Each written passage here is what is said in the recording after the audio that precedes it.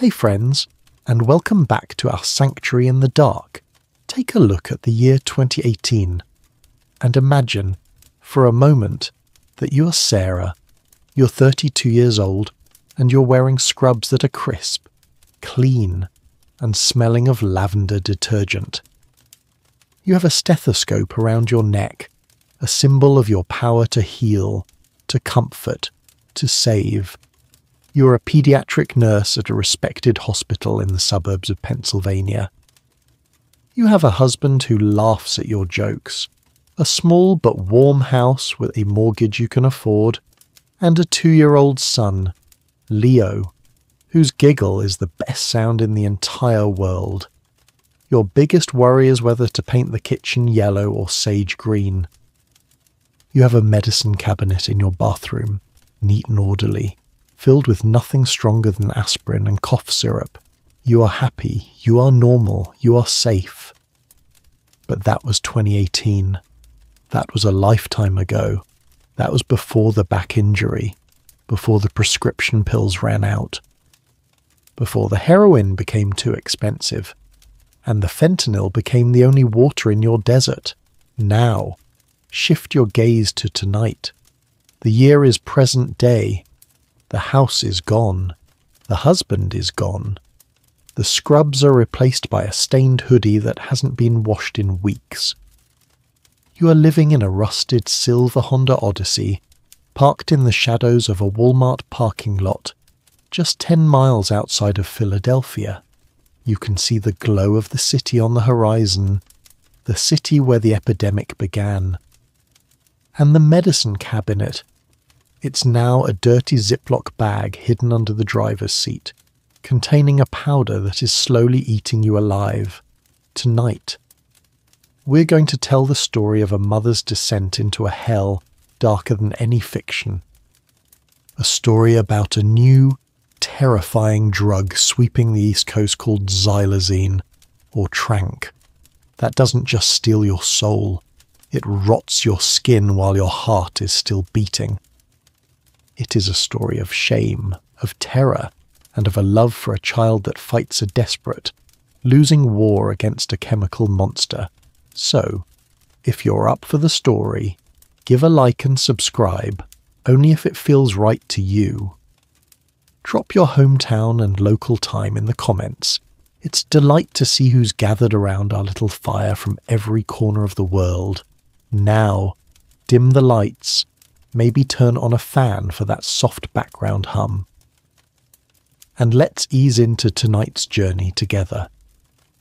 Alright, before we step into the cold, take a moment for yourself. This story is going to ask a lot of your heart, so I want you to feel grounded first.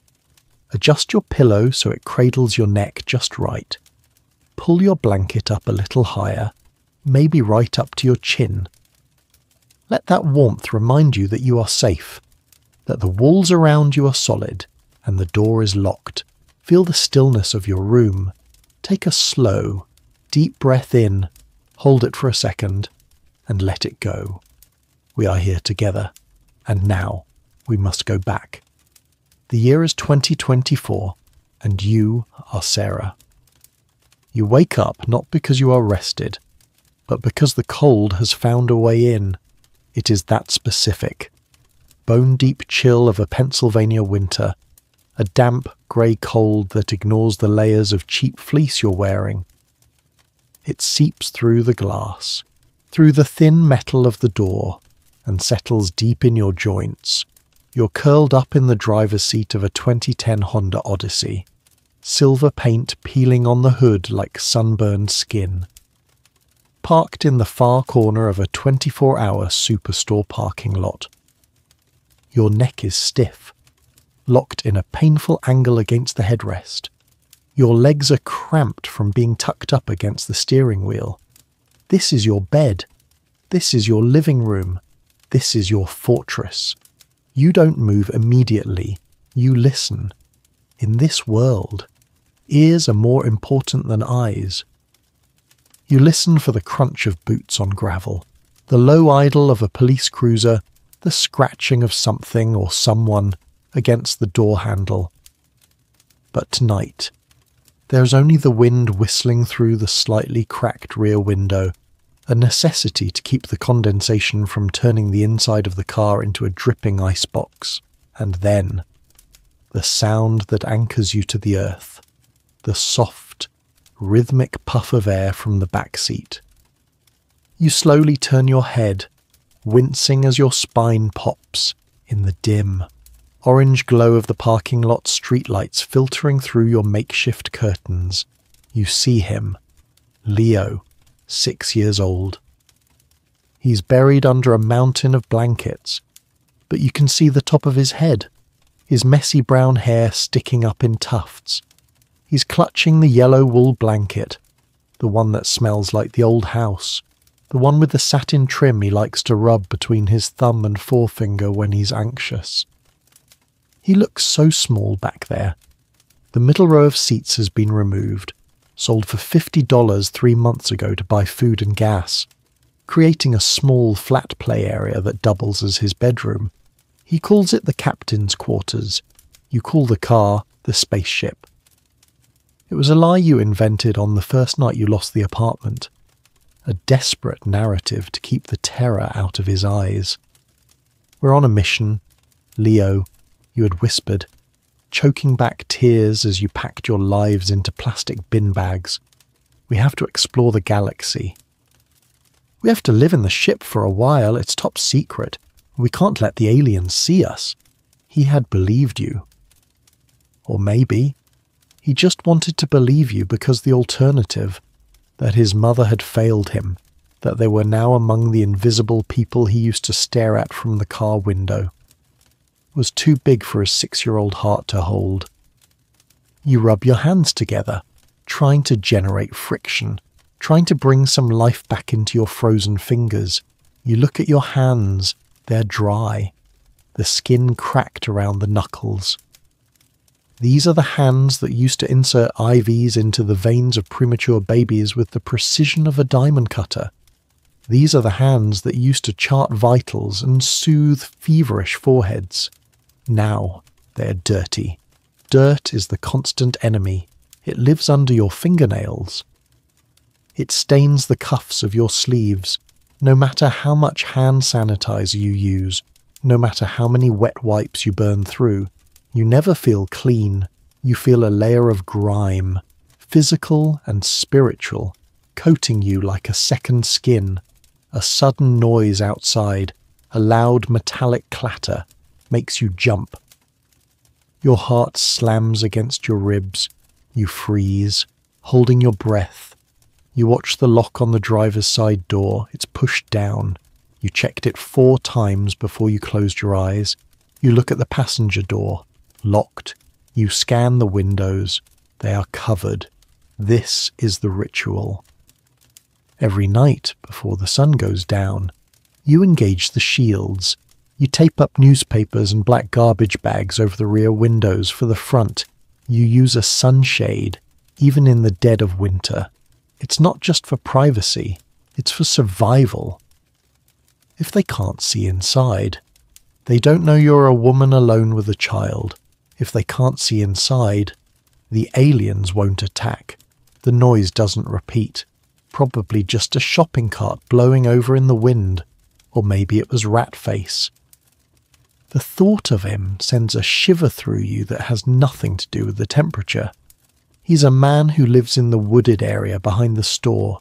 He has eyes that are too shiny, too wet, and a smile that looks like a wound. He knows you're here. You've seen him circling the Odyssey like a shark, testing the perimeter. You keep a tire iron under your seat. You grip the handle of it now, the cold steel biting into your palm. Let him try. You think, I will kill him. I will kill anyone who tries to open that door. The violence of the thought surprises you, but it shouldn't. You are a mother. You are a cornered animal. You're the commander of this ship, and you will defend your crew. You let go of the tire iron and reach for the bottle of water in the cup holder. It's half frozen. You shake it. Listening to the slush rattle, you take a sip. and the cold liquid hits your empty stomach like a stone. Then, the other feeling hits you, the sickness. It's faint right now, just a whisper at the back of your skull, a slight restlessness in your legs. It's the warning shot. The fentanyl is wearing off. Your body's an accountant, and the ledger is unbalanced. It is demanding payment. You check your pockets. You have 2 blue pills left. Just 2. That's enough to get through the morning. Maybe until noon if you stretch it. But then what? The panic starts to rise. A familiar acidic tide in your throat. You push it down. Not now. Not while Leo is sleeping. Don't think about the math. You tell yourself, just get through the night. You unbuckle your seatbelt. You always sleep with it on, just in case you need to drive away in a split second, and climb into the back. You move awkwardly, trying not to rock the car. You crawl into the captain's quarters. The air back here is warmer. It smells of Leo. That unique, heartbreaking smell of a child. Milk, sleep, and something sweet like vanilla. It masks the smell of the stale fast food wrappers and the damp upholstery. You lie down next to him, curling your body around his back, spooning him. He stirs, murmuring something in his dream, and shifts backward, pressing his small, warm back against your chest. His heat is the only fuel you have left. You bury your nose in his hair. It needs washing. You need to find a bathroom with a lock tomorrow, heat up water in the thermos, and wash his hair in the sink. The shame burns hot in your cheeks. He deserves a bathtub. He deserves bubbles and rubber ducks. He deserves a bed with superhero sheets. He deserves a mother who isn't calculating the half-life of a pill in her bloodstream while she holds him. I'm sorry. You whisper into the dark, the words making no sound. I'm so sorry, baby. People tell you to go to a shelter. Why are you in a car? They ask, with that judgmental tilt of the head. They don't understand. Shelters are dangerous. Shelters are loud. And worst of all, shelters have rules. Some shelters separate boys over 5 from their mothers. Some shelters would take one look at your dilated pupils, at the track marks you hide under your long sleeves, and they wouldn't just kick you out. They would call Child Protective Services. They would take him. That is the ultimate terror, the nuclear option. As long as you're in the Odyssey, you are a family, you're a closed circuit. As long as you have the spaceship, you can pretend you're just on a long, strange trip. If they take him, the mission is over. If they take him, you die. It's that simple. You pull the edge of the yellow blanket up, tucking it tighter around his shoulders. You notice a small hole in the fabric near the corner. You run your thumb over it. Everything is fraying. The blanket, the car, your money, your sanity. You're holding it all together with scotch tape and lies. You close your eyes, trying to borrow some of his peace. Outside, the wind howls, shaking the heavy metal frame of the car. It sounds like a wolf trying to blow the house down. But inside, for this one fragile moment, the spaceship holds. The shields are up. The captain is sleeping. And you, the navigator who has lost the map, lie awake in the dark, guarding the only treasure you have left in the universe. You drift in a shallow, anxious doze, waiting for the sun, waiting for the morning that will bring the light, but also the hunger. And waiting for the moment when you will have to make a choice that will crash this ship forever. But you don't know that yet. Tonight, you are just a mother keeping her son warm. And that has to be enough. Dreams are dangerous things. In the spaceship, sleep is not a rest. It is a time machine. It drags you out of the freezing car and drops you back into a world that feels so real. You can almost smell the antiseptic soap.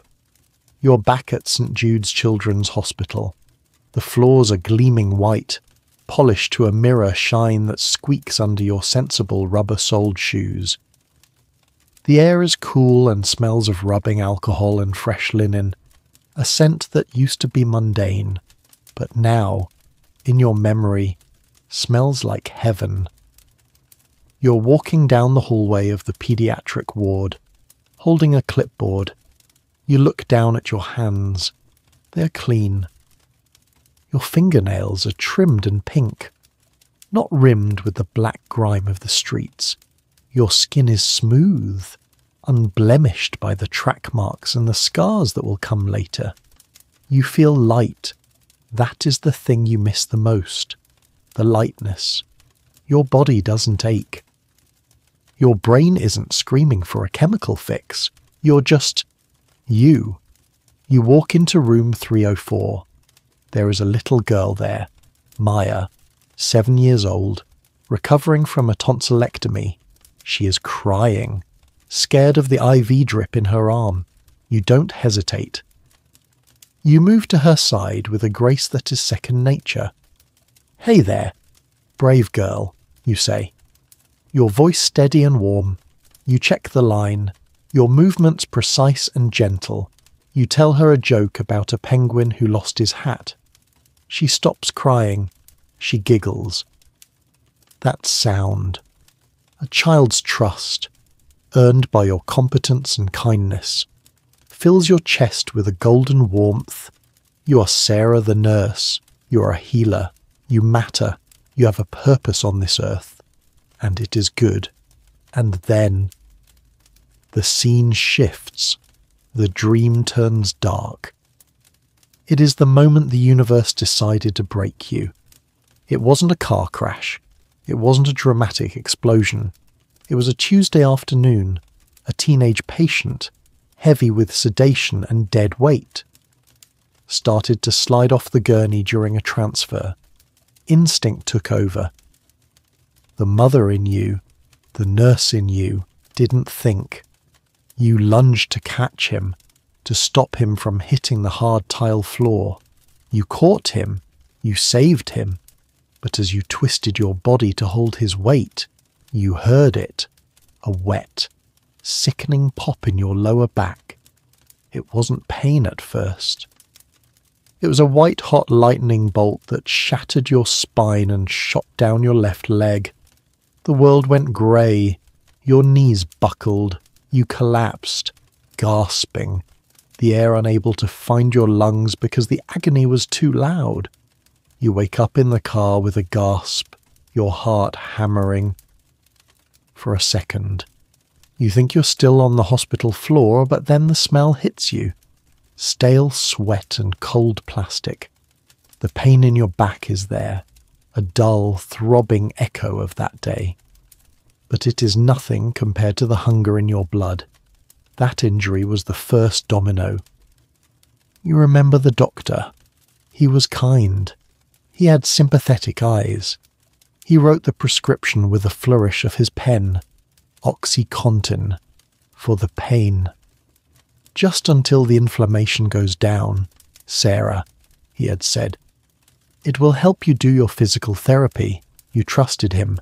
You trusted the system. You were part of the system. You remember the first pill, small, round, innocuous.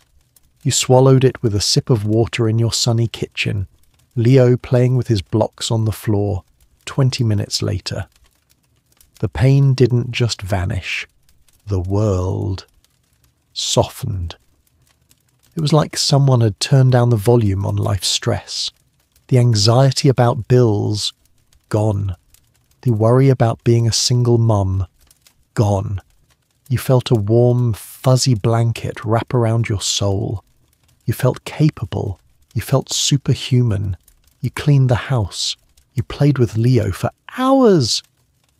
You thought, this is a miracle. You didn't know it was a hook. You didn't know that the tiny white pill was a liar. The descent didn't happen overnight. It was a slow, seductive slide. One pill every 4 hours became one every 3, then every 2.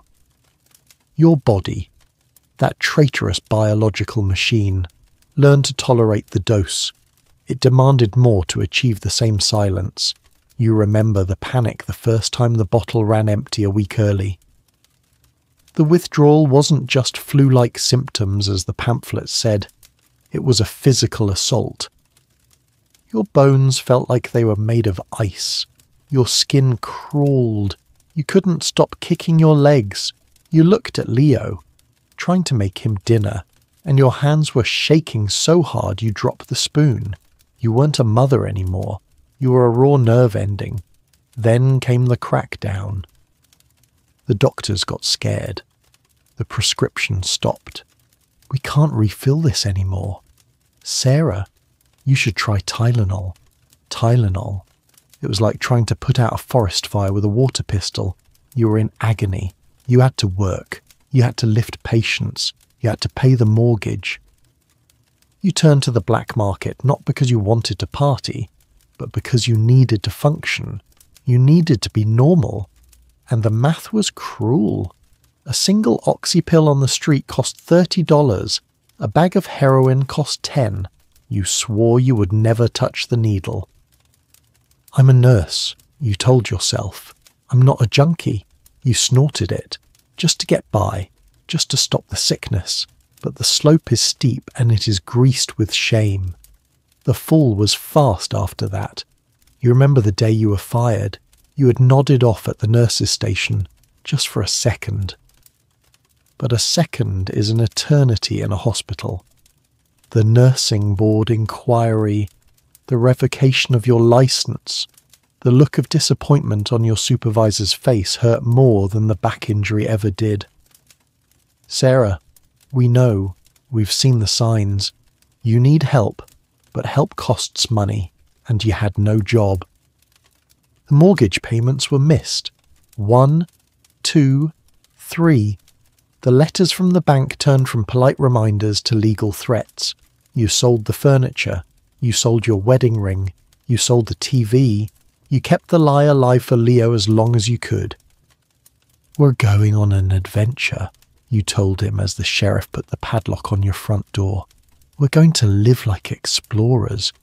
You look over at Leo now, sleeping in the back of the freezing car. The guilt hits you like a physical blow to the stomach. You didn't save him. You dragged him down with you. You took his warm bed and traded it for a parking lot. You took his future and traded it for a powder that makes you forget the past. And the worst part, the truly horrifying part, even now, remembering the loss of your career, your home, your dignity, your brain is whispering to you. It isn't whispering about redemption. It isn't whispering about getting a job. It is whispering about the blue pills in your pocket. Take one, it says. Just take one. The guilt will go away. The cold will go away. You can be the good mum again for a few hours. You hate the voice. You hate yourself for listening to it. But the sun is starting to turn the sky a pale, sickly grey. The city is waking up. The world is starting its demands again, and you're so tired. You reach into your pocket, your fingers brushing the plastic bag just to touch it, just to know it's there. This is the trap. The fracture became a chasm, and now you're falling, and there is no bottom in sight. But you don't know that the bottom is about to get so much deeper. You don't know that the fentanyl you rely on, the devil you know, is about to be replaced by something far worse, something that doesn't just want your soul, it wants your flesh. By noon, the spaceship has turned from a freezer into a cage. The sun is high and bright, beating down on the silver roof of the Odyssey, but you are freezing to death. The 2 blue pills you took at dawn were not a cure. They were a cruel joke. They burned off in an hour, leaving you stranded on the edge of a cliff, staring down into the abyss of the sickness. You're sitting in the driver's seat. your hands gripping the steering wheel so hard your knuckles are white, trying to stop the tremors that are shaking your entire skeletal frame. It starts in your legs, a restless crawling sensation, like carbonated water is running through your veins instead of blood. You keep tapping your feet against the floor mats, a frantic, involuntary rhythm. Tap, tap, tap. Then the sweat comes. It is a cold, clammy grease that coats your skin, making your clothes stick to you like wet shrouds. Your nose is running, your eyes are watering. You look in the rearview mirror and see a ghost. Pale skin, dark circles, pupils so dilated they have swallowed the iris. "Mommy!" The voice from the back seat sounds like it's coming from underwater. You flinch, you have to turn around, you have to put on the mask, you force a smile onto your face, but it feels like your skin is made of cracking plaster. "Yeah, baby," you rasp. Your voice is wet and broken. Leo is sitting cross-legged in his captain's quarters, colouring in a book you stole from the Dollar Tree last week. He looks up, and his eyes, so clear, so painfully innocent, scan your face. He knows the signs. He calls it the mommy flu. "Are you sick again?" he asks, holding his yellow crayon midair. The question is a knife in your gut. "Just a little headache." "Leo, you lie." "My tummy hurts a bit. I need to go get some medicine." Medicine, the euphemism you use to sanitize your horror, but you have a problem. A catastrophic problem. You called Marcus an hour ago. Marcus is your guy. He's a mid-level dealer who operates out of a sedan behind the laundromat 3 miles away. He's reliable. He sells clean stuff, or as clean as street fentanyl gets. No surprises. But Marcus didn't answer. You called again, straight to voicemail. Then you got the text from a burner number. 3 words that stopped your heart. Shop is closed. A raid. A drought. Or maybe he just moved on. It doesn't matter why. What matters is that your lifeline has been cut.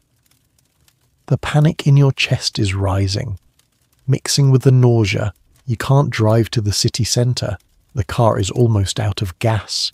And in this state, you'd crash before you hit the highway. You are trapped in this parking lot, in this suburb that doesn't want you, with a child to feed and a body that is trying to kill you.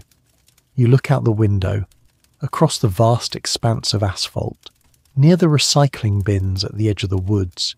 You see figures, the walkers, the ones you avoid. They are the local users, the ones who have fallen further than you. They don't have cars. They live in tents or on cardboard. And standing among them, holding court, is a man in a red puffer jacket. Not Ratface. Someone new.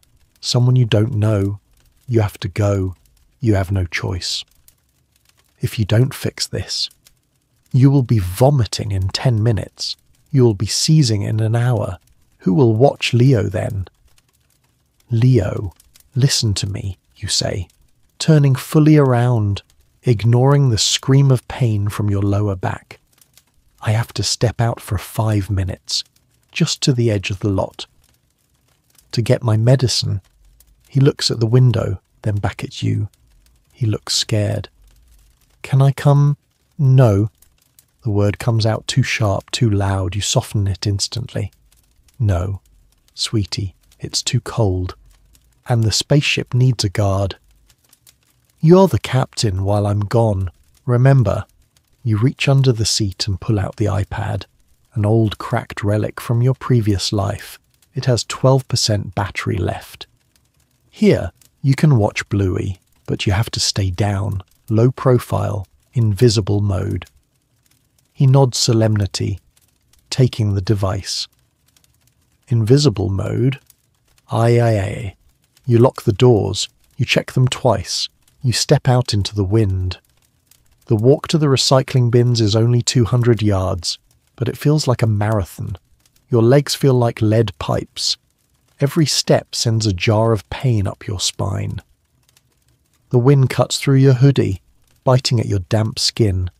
As you get closer, the smell hits you, unwashed bodies, urine, and something sweet and chemical.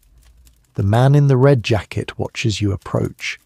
He has a scar running through his eyebrow and eyes that are flat and dead like a shark's. Ratface is there too, lurking at the periphery, gnawing on a fingernail. He leers at you when he sees you. Well, the queen of the parking lot comes down from her castle, Ratface hisses. You ignore him. You focus on Red Jacket. I need 3, you say, your voice trembling. You hold out your crumpled $20 bills. It's grocery money. It's gas money. It's everything you have. Red Jacket looks at the money, then at you. He doesn't smile. Don't got the blues, he says. His voice is gravel. Dry town, sweetheart. Your stomach drops. What do you mean? I need something. Anything. He reaches into his pocket and pulls out a small wax paper bag. It's not stamped with the usual logos. The powder inside isn't white. It has a faint, purplish tint. Got this, he says. New batch. Call it sleepy, stronger, lasts longer. You stare at the purple powder. The nurse in your brain. The part of you that is still Sarah. Screams. Don't do it. That colour means impurities. That colour means chemicals.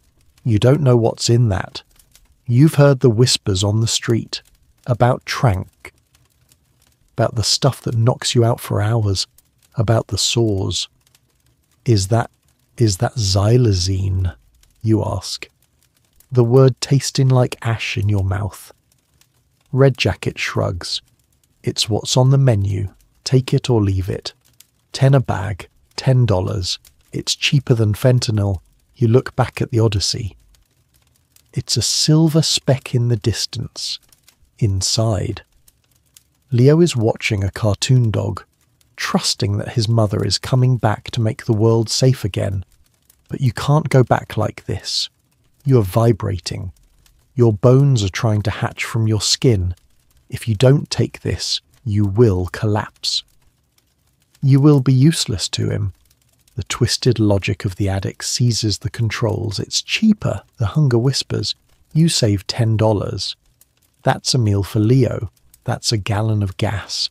And if it lasts longer, you won't have to leave him again tonight. You're doing this for him. It is a lie. A monstrous, beautiful lie. But right now, with the bile rising in your throat, it is the only truth you can accept. Give me 2, you say. You hand over the money. The transaction is done in a second. The wax bags are cold in your palm. You turn and walk away, walking fast, fueled by a mix of relief and terror. Ratface calls out after you. Enjoy the nap, Your Highness. His laughter sounds like dry leaves scraping on concrete. You clutch the bags tight. You tell yourself it's just for today, just to get through the drought. Tomorrow, Marcus will be back. Tomorrow, you will go back to the safe poison. You reach the car, you unlock the door. Leo looks up. You're back. I'm back, you say, breathless. Mission accomplished. You climb into the front seat. You don't look at him. You prepare the foil. You pour the purple powder. It smells different when you light it. Not the usual burnt popcorn smell of fentanyl. It smells like burning rubber, like gasoline. You hesitate for 1 second. The flame of the lighter wavers, but the sickness gives you a shove. You lower your head. You inhale. And you welcome the monster aboard. Fentanyl is a liar, but it is a warm liar. It wraps you in a heavy, velvet blanket. It tells you that everything is okay, even when the world is burning. It mimics the feeling of a hug you haven't felt in years. But this purple powder is different. You realize it the moment the smoke hits the back of your throat. It doesn't taste like the bitter, medicinal tang of opiates. It tastes like burning plastic, like chemicals in a factory, like gasoline poured on a tire fire. You cough, a harsh, racking sound that shakes the small cabin of the spaceship. You wait for the warmth, you wait for the relief, for the loosening of the knot in your spine, but the warmth never comes. Instead, a heavy iron curtain slams down inside your brain. It is instantaneous and violent. There is no high, there is no floating, there is only gravity. Suddenly, your head weighs 1,000 pounds, your eyelids are made of lead. You try to lift your hand to put the lighter away, but the signal from your brain to your fingers is cut. Your hand drops to your lap, the lighter sliding from your loose grip and falling between the seats. I have to pick that up, you think. Leo is in the back. I have to check on Leo. But the thought is sluggish, moving through your mind like a fly trapped in molasses. Just for a second. The drug whispers. Not a seductive whisper this time, but a command. Just close your eyes for a second. Then you can get the lighter.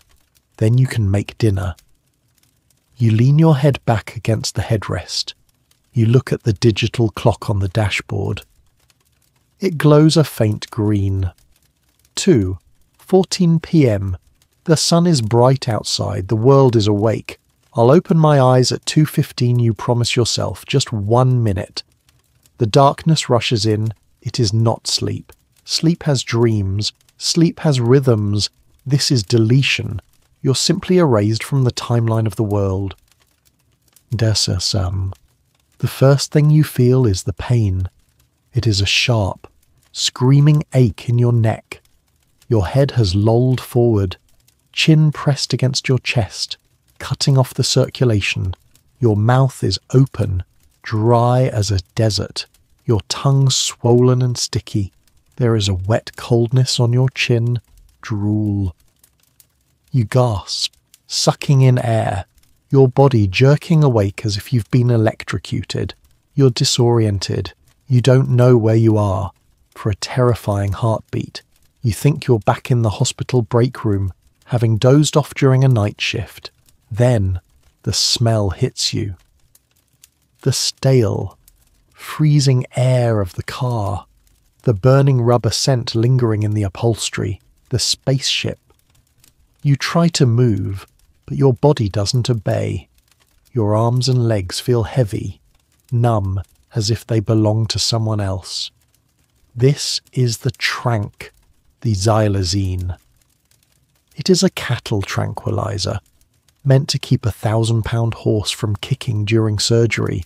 In your human veins, it turns your blood to concrete.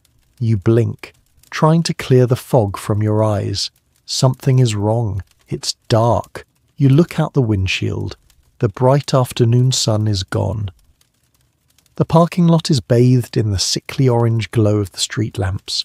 The storefront is illuminated. Shoppers pushing carts in the distance. Panic, cold and sharp, pierces through the drug-induced haze. You look at the dashboard clock. 8:42 p.m. You stare at the numbers, unable to comprehend the math. 2:14. That was a second ago. It was just 2:14. 6 hours. The drug is a time thief. It reached into your life and stole 6 hours. 6 hours of daylight. 6 hours of safety. Leo. The name explodes in your mind. You whirl around in your seat, ignoring the agonizing crack of your stiff neck. Leo, you croak. Your voice is a ruin, hoarse, deep, unrecognizable.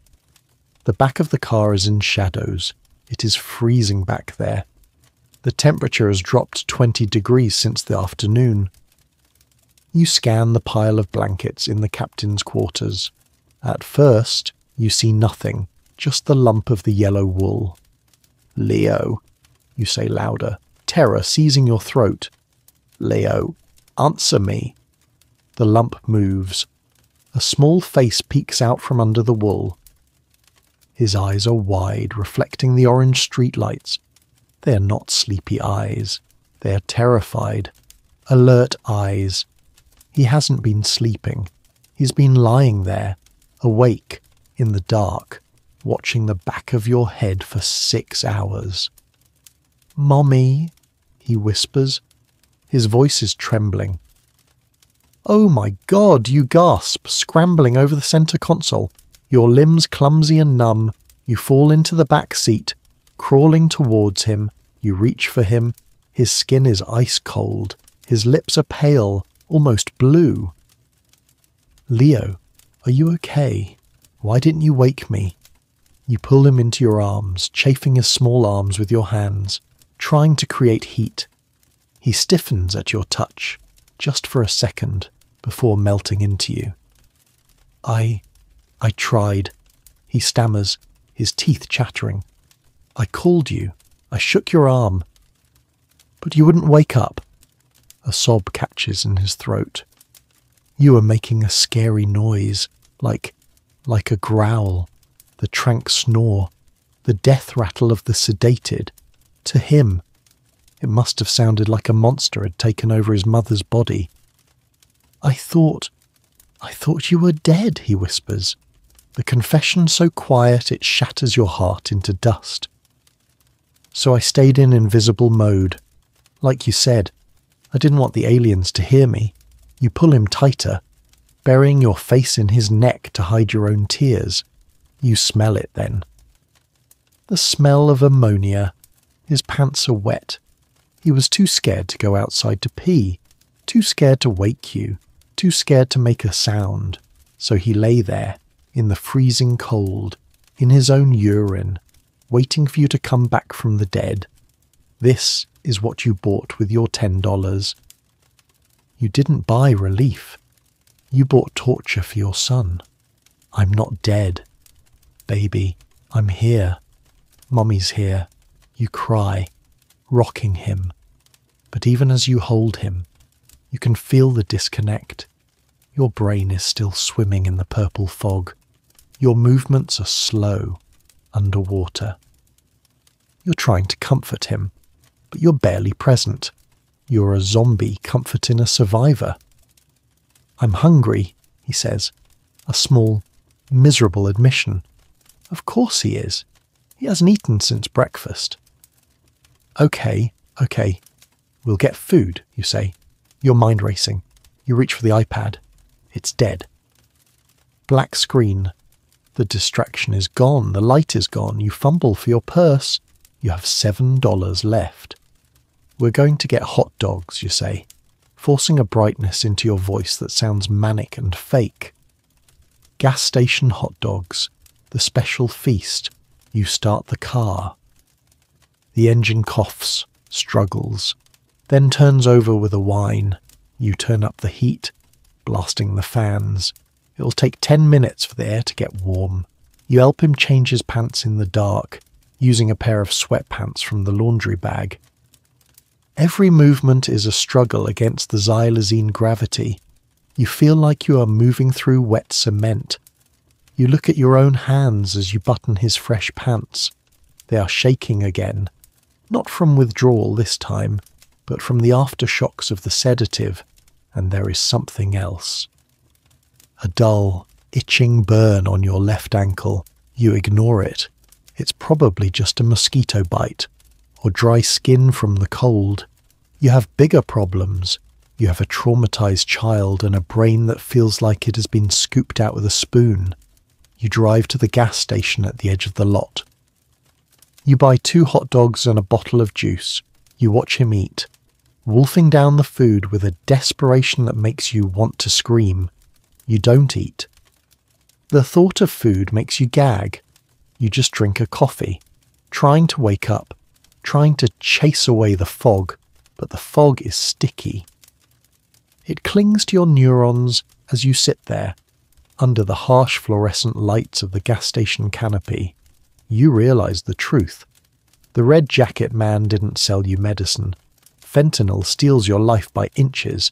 This stuff, this Tranq, it steals your life by the chunk. It took 6 hours today. How many will it take tomorrow? And as you scratch the itch on your ankle again, absent-mindedly digging your fingernail into the skin through your sock, you don't realize that the time thief has left you a parting gift, a small, purple souvenir, a seed of rot, planted deep in your flesh, waiting for the right moment to bloom. The morning after the time thief visited, the sun feels like an interrogation lamp. It glares through the windshield, exposing every speck of dust, every stain on the upholstery, and every line of exhaustion etched into your face in the rearview mirror. The guilt from the blackout is a physical weight, heavy and suffocating, sitting on your chest. You're moving through the motions of the morning routine, folding the blankets, wiping down the foggy windows with a dirty rag, handing Leo a Pop-Tart for breakfast. But you're doing it on autopilot. Your brain feels bruised. The hangover from the purple powder isn't a headache. It's a hollowness. It feels like someone scooped out your frontal lobe with a melon baller. But there is something else, something new, a persistent nagging burn on your left ankle.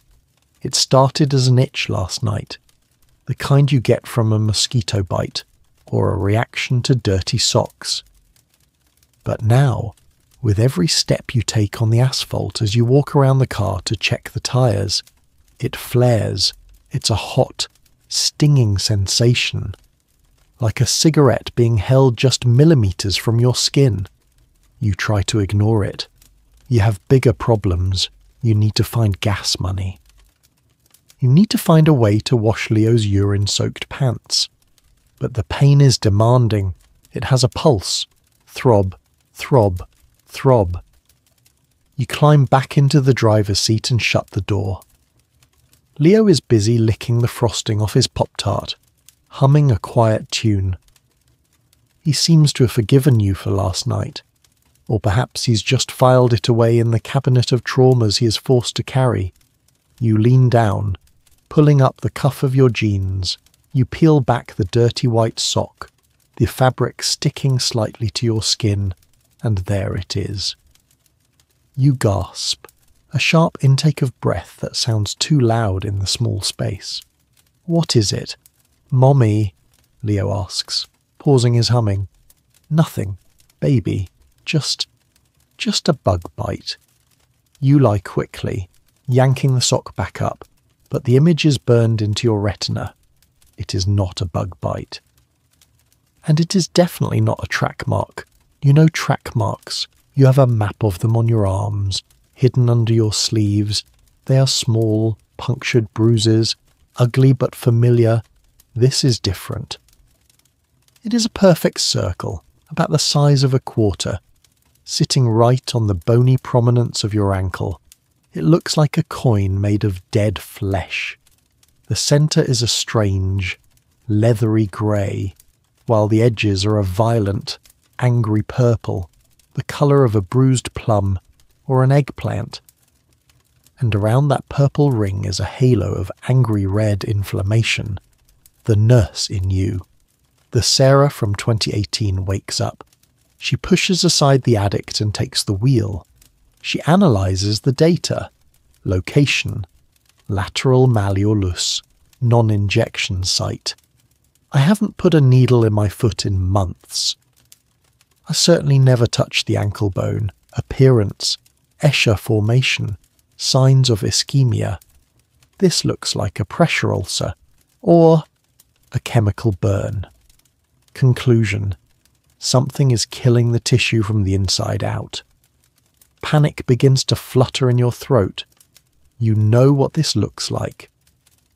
You've seen it in diabetic patients with advanced neuropathy.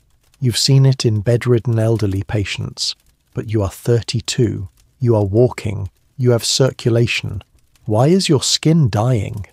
Then, the memory of the red jacket man's voice floats back to you. New batch, sleepy. The burning rubber smell, the chemical taste, the Tranq. You've heard the rumours on the street. Whispered between tents. It eats you, they said. It doesn't matter where you shoot it. You shoot it in your arm. Your leg falls off. You thought it was an urban legend. A junkie ghost story. You look down at your sock, terrifyingly aware of the purple coin hidden beneath it. It's the payment. You paid $10, but the real price was this. "Mommy, can we go to the park?" Leo asks. "The one with the rocket ship slide." You look at him. He needs fresh air. He needs to be a child. And you need a bathroom with a sink. Yeah, Leo, let's go to the park. The park is empty. The metal slide glistening with morning dew. You park the Odyssey near the public restrooms. They are concrete bunkers, cold and graffiti stained, but they have running water.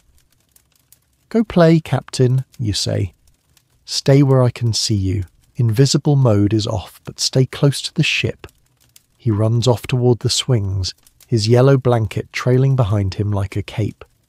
You grab your medical kit from under the seat. It's a pathetic collection. A half-empty bottle of rubbing alcohol, a stolen roll of paper towels from a gas station, and a tube of neosporin you shoplifted 3 months ago. You limp into the restroom. The smell of urine is overpowering. You lock the stall door and sit on the toilet lid. You peel the sock off again. In the harsh light of day, it looks worse. The purple is darker, almost black in the centre. You touch it gently with your finger. The centre is numb, dead. You can't feel the pressure. But the red ring around it is hypersensitive. It screams when you brush it. You pour the rubbing alcohol onto a wad of brown paper towel. This is going to hurt. You tell yourself. Brace. You press the alcohol-soaked paper against the wound.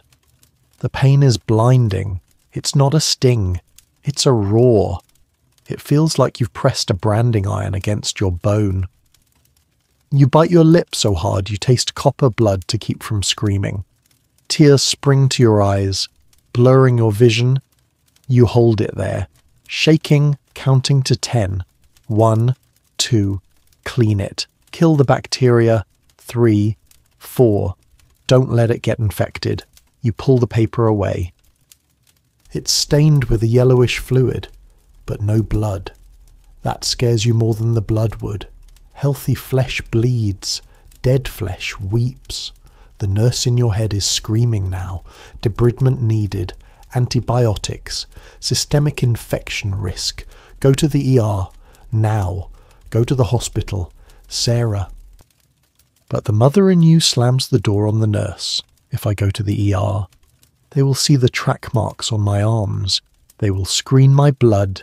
They will find the fentanyl. They will find the Xylazine. They will call CPS. They will see a homeless addict with a rotting leg. They will take Leo. The logic is ironclad. The hospital is not a sanctuary. It is a trap. You would rather rot than lose him. So you do what you always do. You patch it up. You smear the neosporin over the black and purple coin. You fold a cleanish paper towel into a square and place it over the wound. You don't have tape. You use a strip of duct tape you keep in your pocket for fixing the car windows. You tape the paper towel directly to your skin. It's crude. It's barbaric. It's better than nothing. You put the sock back on. Then the shoe. You stand up and test your weight. It hurts. A sharp, biting pain with every step. You will have to limp. You will have to hide the limp from Leo.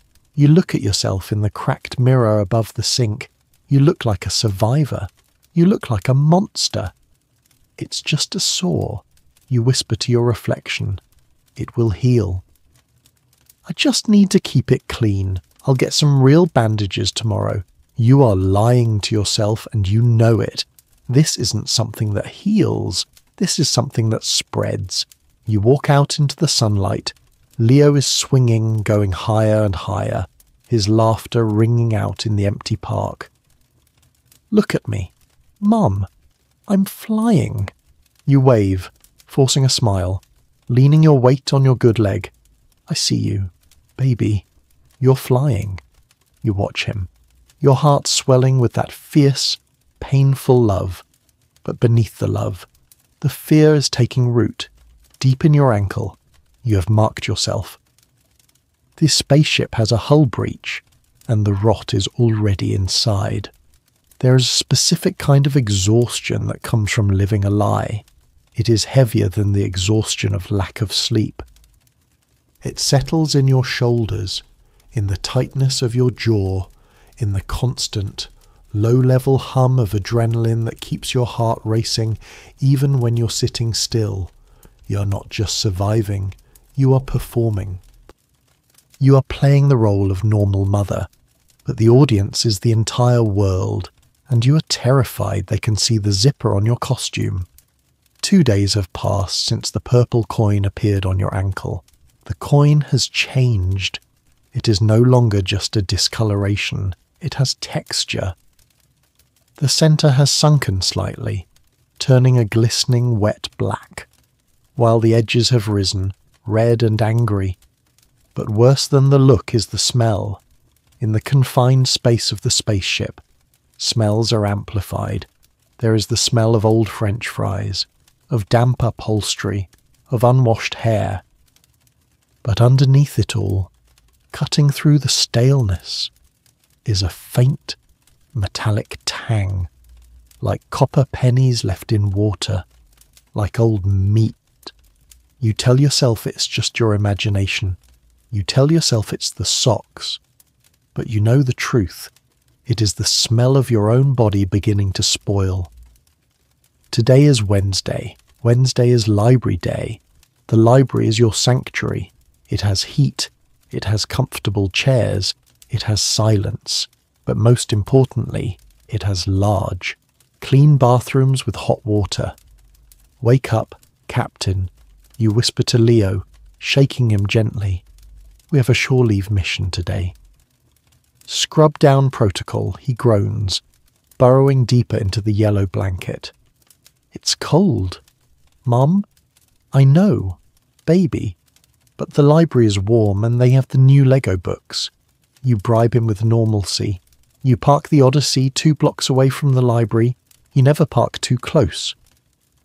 You don't want the librarians to see the car. You grab the go bag, a tote bag containing cleanish clothes, the bottle of rubbing alcohol, a bar of soap in a plastic bag, and a bottle of vanilla fantasy body spray you stole from a drugstore bargain bin. Before you get out, you douse yourself in the vanilla spray. You spray it on your hoodie, you spray it on your jeans, right over the ankle, the sickly sweet. Artificial sugar scent fills the car, choking and thick. It clashes violently with the metallic tang of the wound, creating a nauseating dissonance. You smell like a cupcake factory, Leo giggles, wrinkling his nose. Better than smelling like a space pirate. You joke, but your smile is tight. Please let it be enough. You pray. Please let it cover the rot. You walk to the library, holding his hand. You're limping more noticeably today. Every step sends a jolt of fire up your leg. But you grit your teeth and force a normal gait. Don't limp. Don't draw attention. Walk like you have somewhere to be. You enter the library, and the blast of warm air is almost orgasmic. You head straight for the family restroom in the back. You lock the door behind you, and for a moment, you just lean against it, closing your eyes, safe, private. Then, the work begins. You strip Leo down to his underwear. He is shivering, his small body pale under the fluorescent lights. You see his ribs. He is too thin. The hot dogs aren't enough. The guilt stabs you, but you push it aside, Focus on the mission. You fill the sink with warm water and soap. You use paper towels to scrub him under his arms. Behind his ears, his neck. It tickles. He squirms. Stand still, Leo. We have to look sharp. You wash his hair in the sink, cupping the water with your hands. He hates this part. He hates the water getting in his eyes, but he lets you do it. He knows, in his 6-year-old way, that this is the price of admission to the warm place with the books. When he is dry and dressed in his cleanest shirt, he looks okay. He looks like a normal kid, maybe a little dishevelled, maybe his shoes are a bit scuffed, but he passes. Okay, go sit in the corner and look at your book, you tell him. Mommy's turn. He sits on the tiled floor, hugging his knees. You turn to the sink. You catch your own reflection in the mirror. You flinch. The woman staring back is not Sarah the nurse. Her skin is grey and sallow. Her hair is greasy, pulled back in a messy bun. There are sores on her face, small ones, from picking at her skin when the Xylazine anxiety hits. You look like them, the people you used to pity. You wash your face aggressively, scrubbing until your skin is raw and red, trying to wash away the addict. Then you have to tend to the ankle. You turn your back to Leo, shielding him with your body. You peel off the duct tape. It pulls at the skin. The paper towel comes away soaked in yellow and black fluid. The smell hits the warm, damp air of the bathroom instantly. It is heavier than the vanilla spray. It is the smell of death. You gag, covering your mouth with your hand. You look quickly at Leo. He hasn't looked up, but his nose twitches. You work fast, rubbing alcohol, screaming pain, new paper towel, duct tape. You pull the sock up. You spray more vanilla on the denim of your jeans, mask it, hide it, bury it. You unlock the door and step out, holding Leo's hand, and that's when you see her. A woman is standing at the water fountain. She's about your age. She's wearing yoga pants and a clean, beige puffer vest. Her hair is in a perfect ponytail. She's holding a Starbucks cup. Beside her is a stroller with a toddler. And standing next to her is a boy about Leo's age. The boy is wearing a crisp Spider-Man t-shirt and light-up sneakers. She is the ghost of who you were. She looks up as you exit the bathroom. Her eyes scan you. It takes less than a second. The scan. She sees the mismatched clothes. She sees the greasy hair. She sees the sores on your face. And then she sniffs. Her nostrils flare slightly. She smells the vanilla, and she smells the copper rot underneath it. Her expression shifts. It is not anger. It is not fear. It is a polite, distant revulsion. The kind of look you give to a dead pigeon on the sidewalk.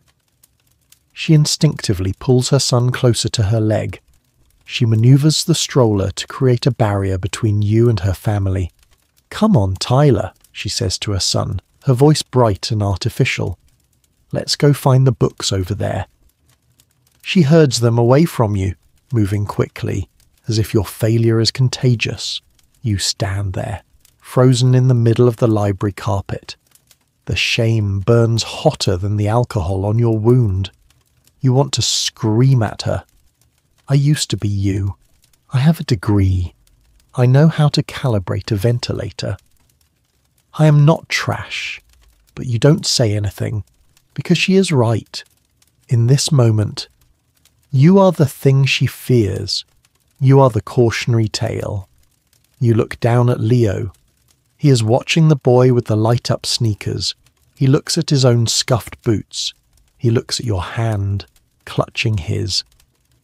"Mom," he whispers. "Yeah, buddy." He looks up at you, his face serious.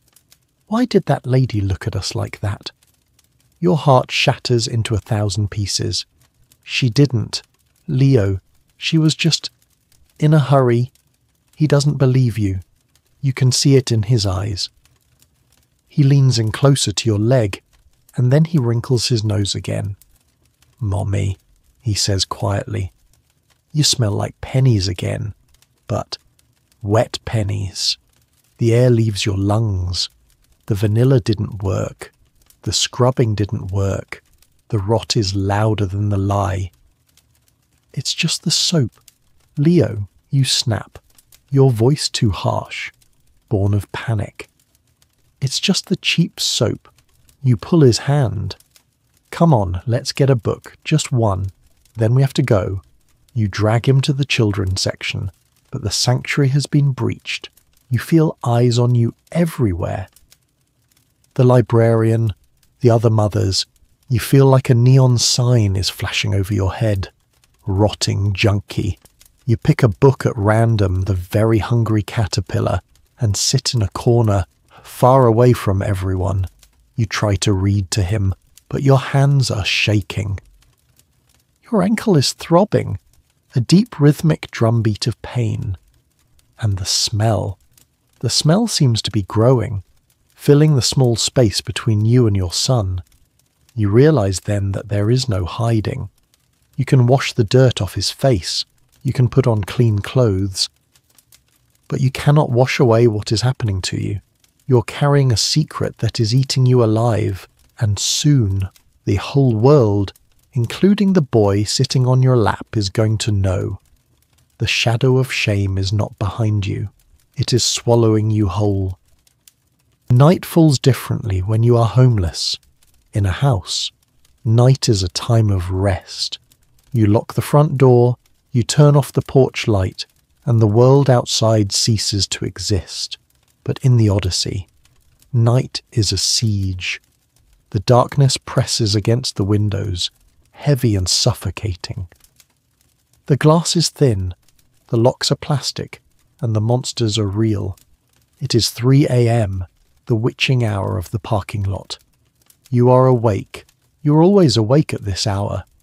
The sleepy powder, the xylazine, has worn off, leaving you in that jagged, trembling state between withdrawal and sobriety. Your ankle is throbbing. The pain has changed. It is no longer a sharp burn. It is a deep, rhythmic pounding, like a second heart beating inside your bone. The smell of the necrotic flesh, despite the vanilla spray, is faint but present, trapped in the cold air of the cabin. You're sitting in the driver's seat, staring out through the crack in the sunshade. The parking lot is a desolate moonscape of asphalt and puddles reflecting the orange streetlights. Then you see movement. A shadow detaches itself from the darkness near the recycling bins. It moves with a strange, jerky gait. Not the slow shuffle of the walkers, but the prowling, predatory stride of a coyote. You freeze. Your breath catches in your throat. You know that walk. It's Rat Face. He is coming straight for the car. Panic, cold and instant, floods your veins. It flushes out the lethargy of the drugs and replaces it with pure, high-voltage adrenaline. You reach under the seat. Your fingers brush the cold steel of the tire iron. You grip it, but your hand is weak. Your grip strength has been eaten away by months of malnutrition and chemicals. The iron feels impossibly heavy. He's at the car now. He doesn't knock. He doesn't look around. He presses his face against the passenger side window. Through the gap in the newspaper you taped up, you see his eyes. They are wet, manic, and devoid of anything human. He grins, revealing a mouth of rotted, jagged teeth. He knows you are in there. He has been watching. He knows you are a woman alone. He knows you have a child. And in the brutal economy of the street, that makes you pray. Click. The sound of the door handle being pulled up is deafening in the silence. The lock holds. Click, click, click. He pulls it again, harder, frustrated. The car rocks slightly on its suspension. In the back, the rhythm of Leo's breathing stops. A rustle of blankets, a small, terrified gasp. "Ah, Mommy," he whispers. "Is that the aliens?" The terror in his voice is the fuel you need. "Stay down, Leo," you hiss, not turning around. "Do not move." Ratface moves to the windshield. He leans over the hood. He taps on the glass with something metal, a knife or a screwdriver. Tap, tap, tap. "Open up, Sarah," he croons. His voice is muffled by the glass, but distinct. He knows your name. How does he know your name? "I know you got stash in there. I know you got money. Or maybe..." He licks his lips, a grotesque, hungry gesture. "Maybe we just share the warmth, huh? It's cold out here." The implication hangs in the air, thick and poisonous. He isn't just here for drugs, he is here for you. And if he gets past you, he is here for Leo. Rage flares up, white hot and blinding. You lift the tire iron, you want to smash the window, reach out and crush his skull. But then, your body betrays you. As you try to lift the heavy steel bar, a spasm of pain shoots up from your rotting ankle. It is so intense it buckles your knee. You gasp, dropping the tire iron. It clatters onto the floorboard with a loud clang. Ratface hears it. He laughs. "Oh, look at that. Mummy's sick. Mummy's weak." He slams his fist against the glass. The windshield vibrates. He's going to break it. He's going to come in. You can't fight him. You are 90 pounds of bone and sore flesh. If he gets in, it's over. The spaceship will fall. You need a weapon. A weapon that doesn't require muscles. You look at the steering wheel. The Honda logo stares back at you. The alarm. Ratface is raising his metal tool, ready to bring it down on the side window. You lunge forward. You don't use your hands. You throw your entire upper body weight onto the centre of the steering wheel. Blare. The horn screams. It is a long, continuous, ear-splitting note of pure mechanical panic. Honk. In the silent parking lot, it sounds like a bomb going off. Ratface jumps back, startled. You don't let up. You press harder, grinding your chest into the wheel, sobbing with effort. Honk. Lights flicker on in the store. A security guard steps out of the distant entrance. Flashlight beams sweeping the lot. The element of surprise is gone. The darkness is broken. Ratface hates the light. He hates the noise. He looks at you through the glass one last time. His face twists into a mask of pure hate. He points a dirty finger at you. "You're dead," the gesture says. Then he turns and sprints away, vanishing back into the shadows of the woods like a cockroach under a kitchen light. You stay on the horn for another 10 seconds, just to be sure. Then you collapse back into your seat, gasping for air. The silence that rushes back in is ringing in your ears. Your heart is beating so fast it feels like it might crack your ribs. You are shaking violently. You look at the window. The glass is intact. The lock held. You survived. But then you hear it. The sound from the back seat. It is not a cry. It is a high-pitched, keening whimper. You scramble into the back. Leo is curled into a tight ball in the corner of the captain's quarters, his hands pressed over his ears, his eyes squeezed shut. He's shaking harder than you are. Leo, it's okay. He's gone. Mommy made him go away." You reach for him, but he flinches away from your touch. He opens his eyes. There is no captain in those eyes anymore. There is no game. The illusion of the spaceship has been shattered. He knows. He knows this isn't an adventure.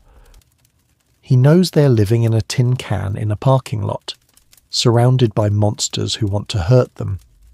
"I want to go home," he sobs, his voice small and broken. "I don't want to be in the spaceship anymore. I want my bed.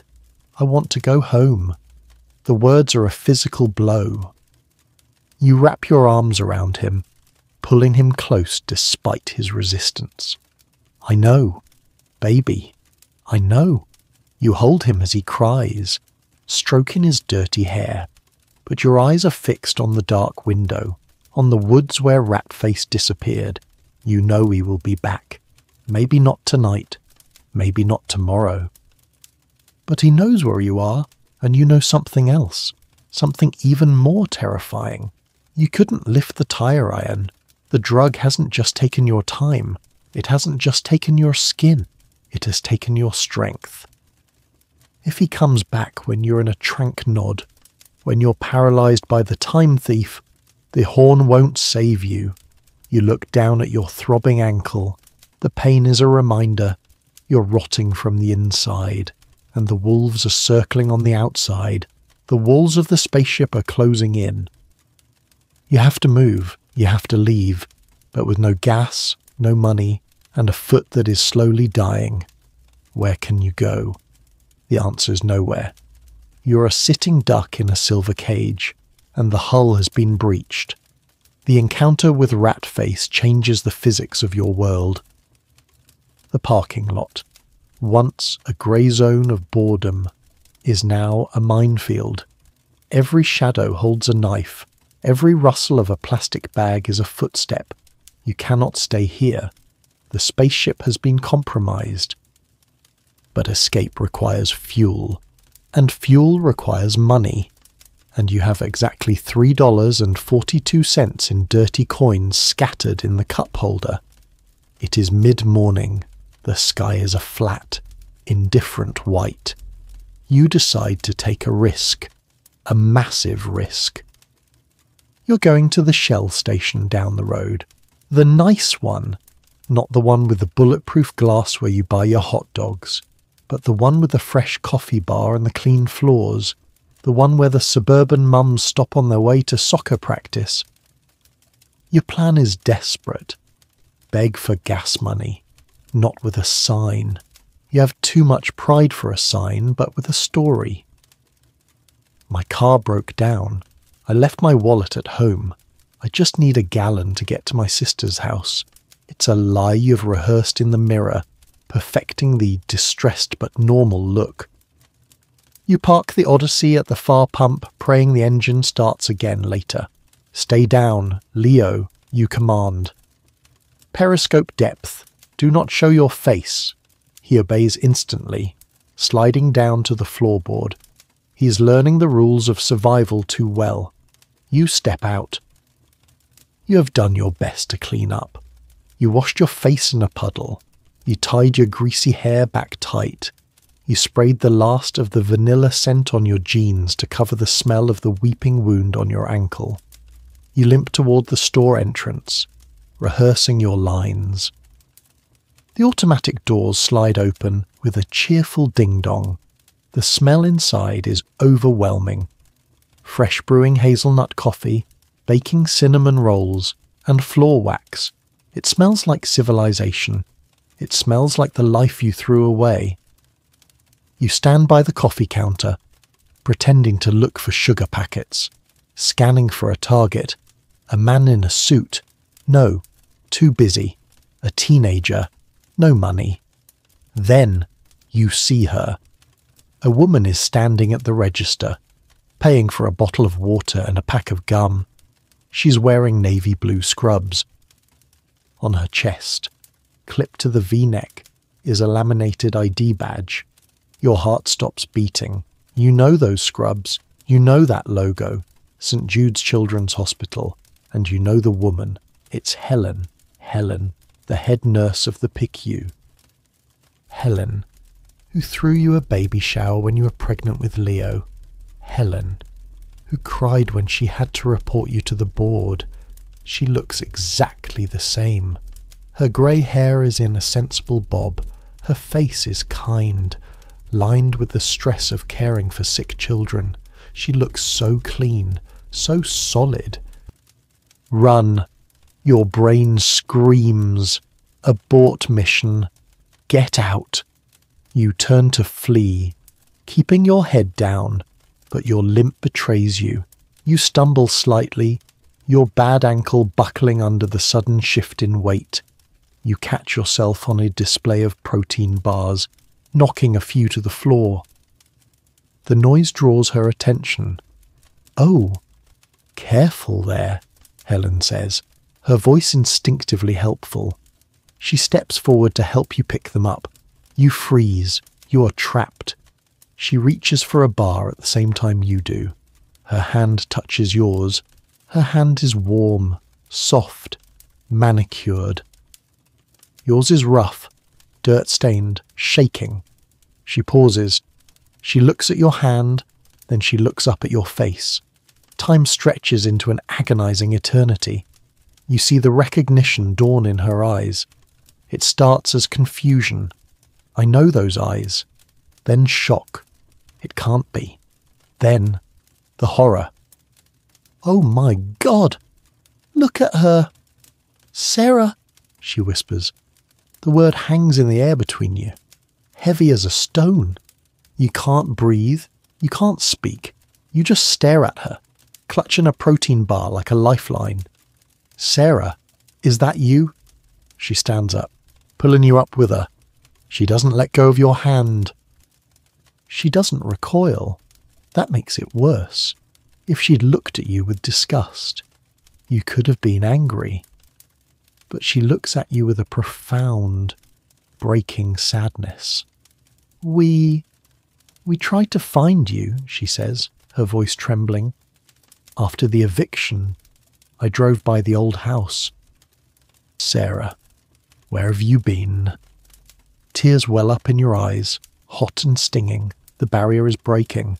The hard shell you built around yourself to survive is cracking under the weight of her kindness. I'm okay. Helen, you lie, your voice cracking. Things are tough." She scans you. She sees the oversized, dirty hoodie. She sees the sores on your chin.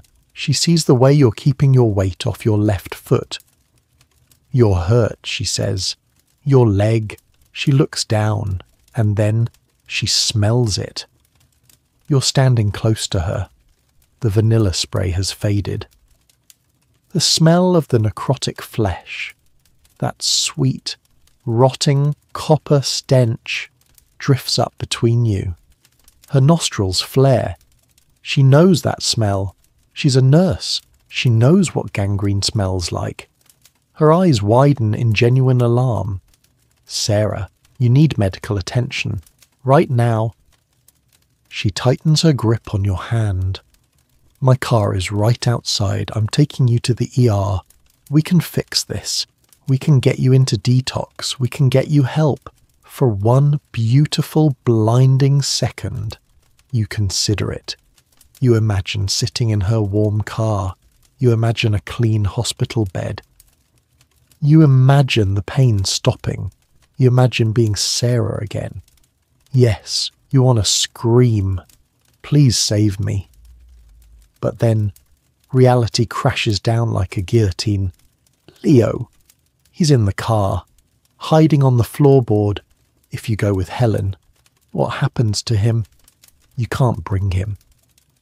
If Helen sees Leo, sees his dirty clothes, his thin frame, sees that he lives in a car, she won't just be a friend.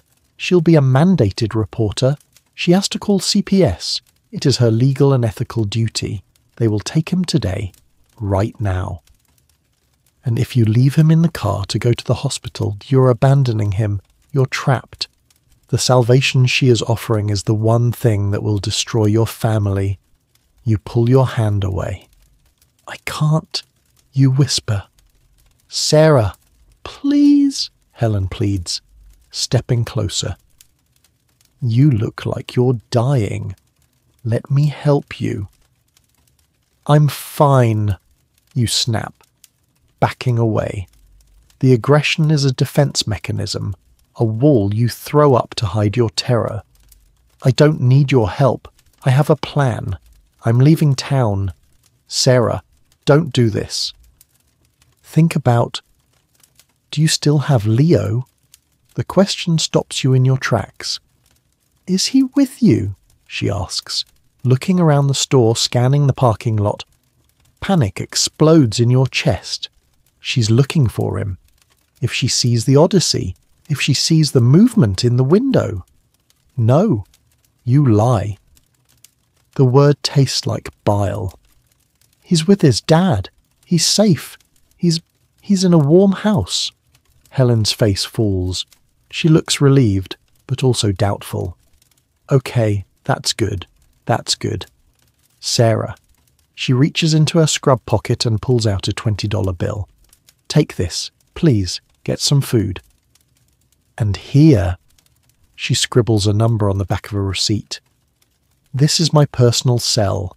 Call me. Any time, day or night, even if you just want to talk. Please. You take the money. You take the paper. You feel like Judas taking the silver. Thank you. You choke out. Then you turn and run. You limp as fast as you can out the door, ignoring the pain in your ankle, ignoring Helen calling your name one last time. You don't walk back to the Odyssey. You walk past it. You pretend to walk toward the road, just in case she is watching. You hide behind a dumpster until you see her silver sedan pull out of the lot. You watch her drive away. You watch your lifeline disappear into traffic. Only then do you creep back to the car. You unlock the door and slide in, shaking violently. Mum! Leo pops up from the floor. Did we get the gas? You look at the $20 bill in your hand. It's enough for gas. It's enough for food. It's enough for 2 bags of the purple powder. You look at Leo's hopeful face. You just lied to the only person who wanted to save you. You denied your son's existence to protect your ownership of him. You are the monster in the story. Yeah. Baby, you whisper. Tears streaming down your face, washing away the dirt. We got the gas. You crumple Helen's phone number into a ball and shove it into the ashtray. You can't call her. You can never call her, because she belongs to the world of the living. And you realize, with a cold, absolute certainty, that you belong to the dead. You put the car in gear. You drive away from the light, back toward the shadows, back toward the rot. 3 days have passed since you ran away from Helen. 3 days since you threw away the lifeline to keep the anchor. The $20 is gone. It went into the gas tank, into a bag of chips for Leo, and into the pockets of the red jacket man. But something else has arrived to take the money's place. The smell. It is no longer a subtle, metallic tang that you can mask with vanilla spray. It has grown. It has matured. It has become a physical presence in the car, a heavy, invisible passenger sitting in the back seat between you and your son. It is a thick, sweet, cloying scent. It smells like wet earth and spoiled meat. It smells like the roadkill you see on the side of the highway, bloated in the summer sun. But it is winter, and the smell is coming from you. You have tried everything. You bought a black ice little tree air freshener with your last quarter and hung it on the rearview mirror. Now, the car just smells like cheap cologne and rotting flesh, a grotesque perfume that makes your stomach churn every time you take a breath. You keep the windows cracked, even though the freezing wind cuts through your clothes. It's for fresh air, Leo, you tell him, your teeth chattering. Fresh air is good for us, but fresh air cannot scrub the death out of the upholstery. The purple coin on your ankle is gone. In its place is a crater. The skin has collapsed, turning into a hard, black leather-like scab called an ashar.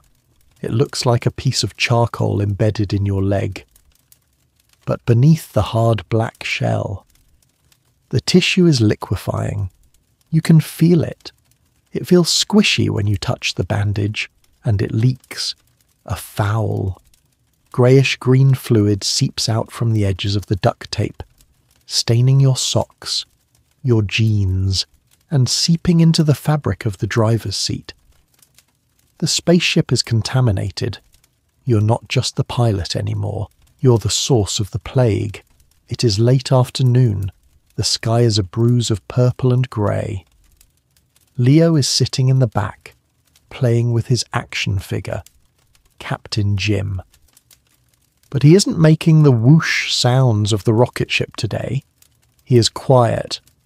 You watch him in the rearview mirror. He keeps wrinkling his nose.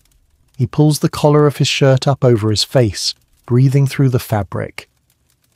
He puts the toy down and looks round the car, lifting up the edge of the yellow blanket, peering under the front seat. "What are you looking for, bud?"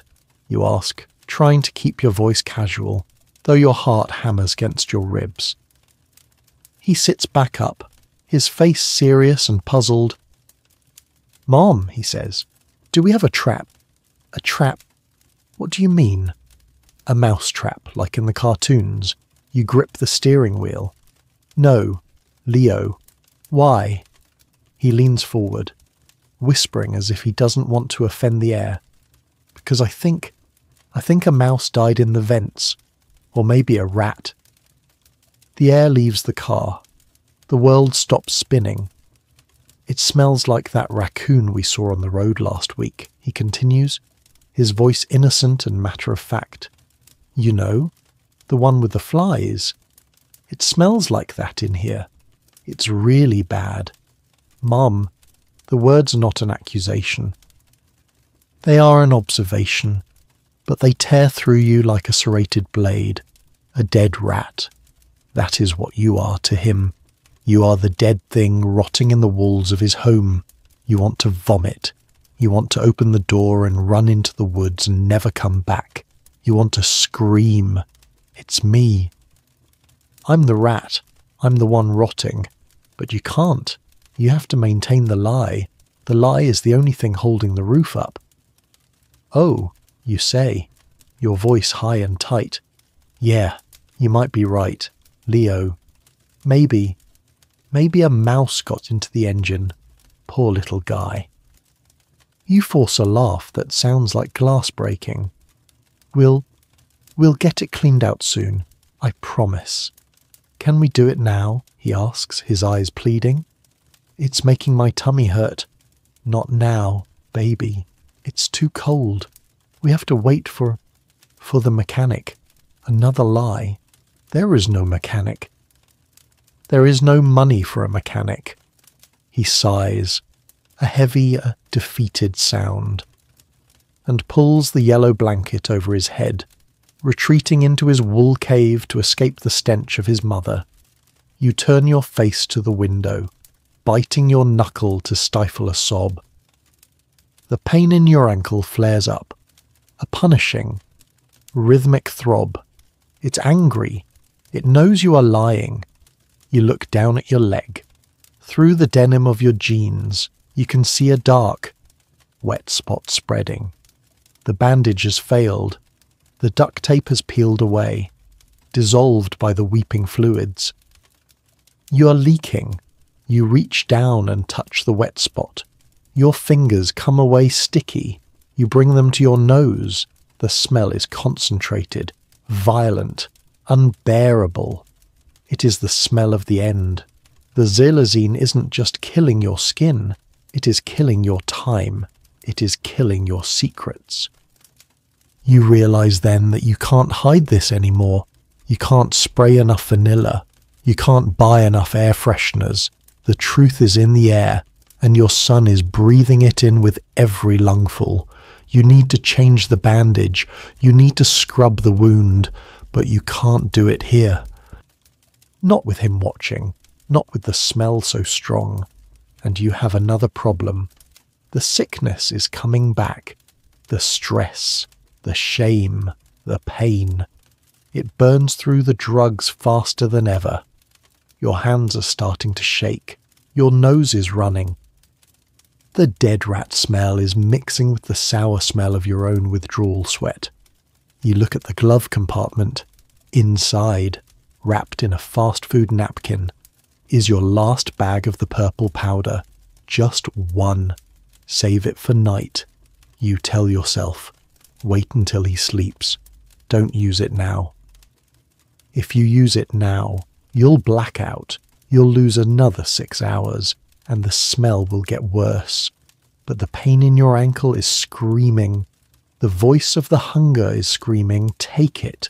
It will stop the smell. It will stop the guilt. You won't care about the dead rat if you're asleep. You look at Leo's huddled form under the blanket. You look at the wet stain on your jeans. You're trapped in a box of your own making, and the walls are closing in. And the worst part is, you know exactly how to make the walls disappear. You reach for the glove compartment. The promise you made, never while he's awake, is trembling, ready to break. The smell of death is strong, but the hunger for oblivion is stronger. There is a line in the sand, a line you drew years ago, when the addiction first dug its claws into your back. It was a sacred boundary, a wall of fire that separated Sarah the mother from Sarah the addict. Not in front of him. You have held on to this rule like a drowning woman clinging to a piece of driftwood. You have endured agony in bathroom stalls. You have shivered in alleyways while he waited in the car. You have waited until his breathing deepened into sleep before sliding into the darkness. Because as long as he didn't see the foil, the lighter, and the straw, you could pretend. You could pretend it was just medicine.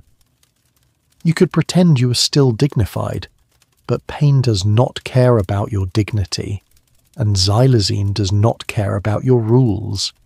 The sun is setting, painting the parking lot in bruised shades of purple and charcoal. It is only 5:30 p.m. Leo is still awake. He is sitting cross-legged, staring out the window at a stray shopping cart blowing in the wind. And you are dying. It hits you all at once, not a gradual wave, but a tsunami. Your stomach cramps so hard you double over, gasping, your forehead hitting the steering wheel. Bile rises in your throat, hot and acidic. You grab the empty big gulp cup from the center console and dry heave into it. The sound is wet and violent. Your body is trying to expel a poison that isn't there. It is turning inside out. Sweat explodes from every pore, soaking your already damp clothes instantly. But the worst part is the leg. The ankle isn't just throbbing anymore. It feels like someone has clamped a car battery to the bone and turned on the current. It is a screaming, white-hot electricity that shoots up your shin, into your knee, rattling your teeth. "Mom!" Leo's voice is small, terrified. He is leaning forward, his hand hovering near your shoulder but afraid to touch. "Mum, stop making that noise. You're scaring me." You try to answer him. You try to say, "It's okay, buddy," but you can't speak. Your teeth are chattering so hard you think they might crack. You look at the glove compartment, the napkin, the purple powder. It is 5 feet away. It is the only thing in the universe that matters. I can't wait. The realization crashes into you. I physically cannot wait until he sleeps. If you wait, you will seize, you will scream, you will pass out from the pain. And then who will protect him? The logic of the addict twists the knife. It's better for him if I take it. The hunger whispers. If I take it, I stop shaking. If I take it, I stop scaring him. I'm doing this for him. It is the ultimate lie, but you wrap yourself in it because the truth is too cold to bear. You sit up, wiping the bile from your mouth with the back of your dirty hand. You turn to him. Your eyes are wild, watering, desperate. "Leo," You gasp. Listen to me. Mommy needs her medicine right now. He stares at you. He knows. He's seen the foil before, hidden in the trash. He has smelled the burning rubber. But I'm not asleep, he whispers. You only take the medicine when I'm sleeping. He knows the rules better than you do. Shame flushes through you, hotter than the fever. I know, baby, but I'm really sick. I can't wait. You reach for the glove compartment. Your hands are shaking so violently you fumble with the latch. Click. It opens. You grab the napkin. You grab the lighter. You grab the small piece of foil you keep smoothed out in the owner's manual. Leo, turn around. You command, your voice harsh and brittle. Play the game, invisible mode. Put the blanket over your head. He doesn't move. He sits there, clutching Captain Jim, watching you. His eyes are wide. They are not judging. They are witnessing. He is watching his mother decompose in real time. Turn around, you scream. It is a shredding sound. He flinches, shrinking back against the door, but he doesn't turn around. He can't. He is paralyzed by the horror of seeing the person he loves most in the world transform into a monster. You can't stop. The train has left the station. You unfold the foil on your lap. You dump the purple powder out. Your shaking hand spills a little on your jeans. You almost cry at the waste. You bring the straw to your lips. You flick the lighter. Spark, spark, flame. The fire dances in the dim cabin. You see the reflection of the flame in Leo's eyes. That image, the fire burning in your son's terrified pupils, is the picture that will haunt you in hell. You lower the flame to the foil, the powder bubbles, the smoke rises, that smell, that acrid chemical. Burning tire smell fills the spaceship instantly. It chokes out the air, it chokes out the love. You inhale, a deep, desperate drag. The effect is instant. The iron curtain slams down. The pain in your ankle vanishes, severed from your brain. The cramps in your stomach dissolve. The screaming in your head stops. Silence. Beautiful, terrible silence. You exhale a cloud of grey smoke. It drifts into the back seat, curling around Leo's face. He coughs, a small, dry cough. You look at him. You want to say, "See? Mommy is better now. Mommy isn't shaking, but your mouth won't work. The xylazine is taking hold. Your jaw goes slack. Your eyelids droop, heavy as tombstones. You're slumping forward. The Tranq nod. Your body folds in on itself, defying gravity. Your head dropping toward your chest. Through the narrowing tunnel of your vision, you see Leo move. He doesn't cry. He doesn't ask if you're okay. He understands now. The mother is gone. The zombie is here. He reaches for his yellow blanket. Slowly, deliberately, he pulls it up. He covers his legs. He covers his chest. He pulls it right up over his head, burying himself in the wool. He builds a wall, a soft, yellow wall to separate himself from you. He is protecting himself, not from the cold, not from rat face, from you. You watch him disappear under the blanket. You want to reach out. You want to touch him, but your arm is dead weight. The darkness swallows you. The last thing you think before the void takes you is not about the relief. It is the realization that you've just broken something that can never be fixed with glue or tape or apologies. You broke the vow, and in the silence of the car, as you drift into the chemical abyss, you are utterly, completely alone. Morning in the spaceship usually brings the cold. But this morning, it brings something else. It brings a sensation. You wake up slumped against the driver's door, your neck stiff, your mouth tasting of chemical ash. The xylazine fog hasn't fully lifted. It clings to your brain like cobwebs, but your leg is awake. It isn't hurting. That's the first thing you notice. The screaming, electric agony that drove you to break your vow last night is gone. In its place is a dull, heavy numbness, as if your foot has been packed in ice. But inside that numbness, deep within the crater of your ankle, there is movement.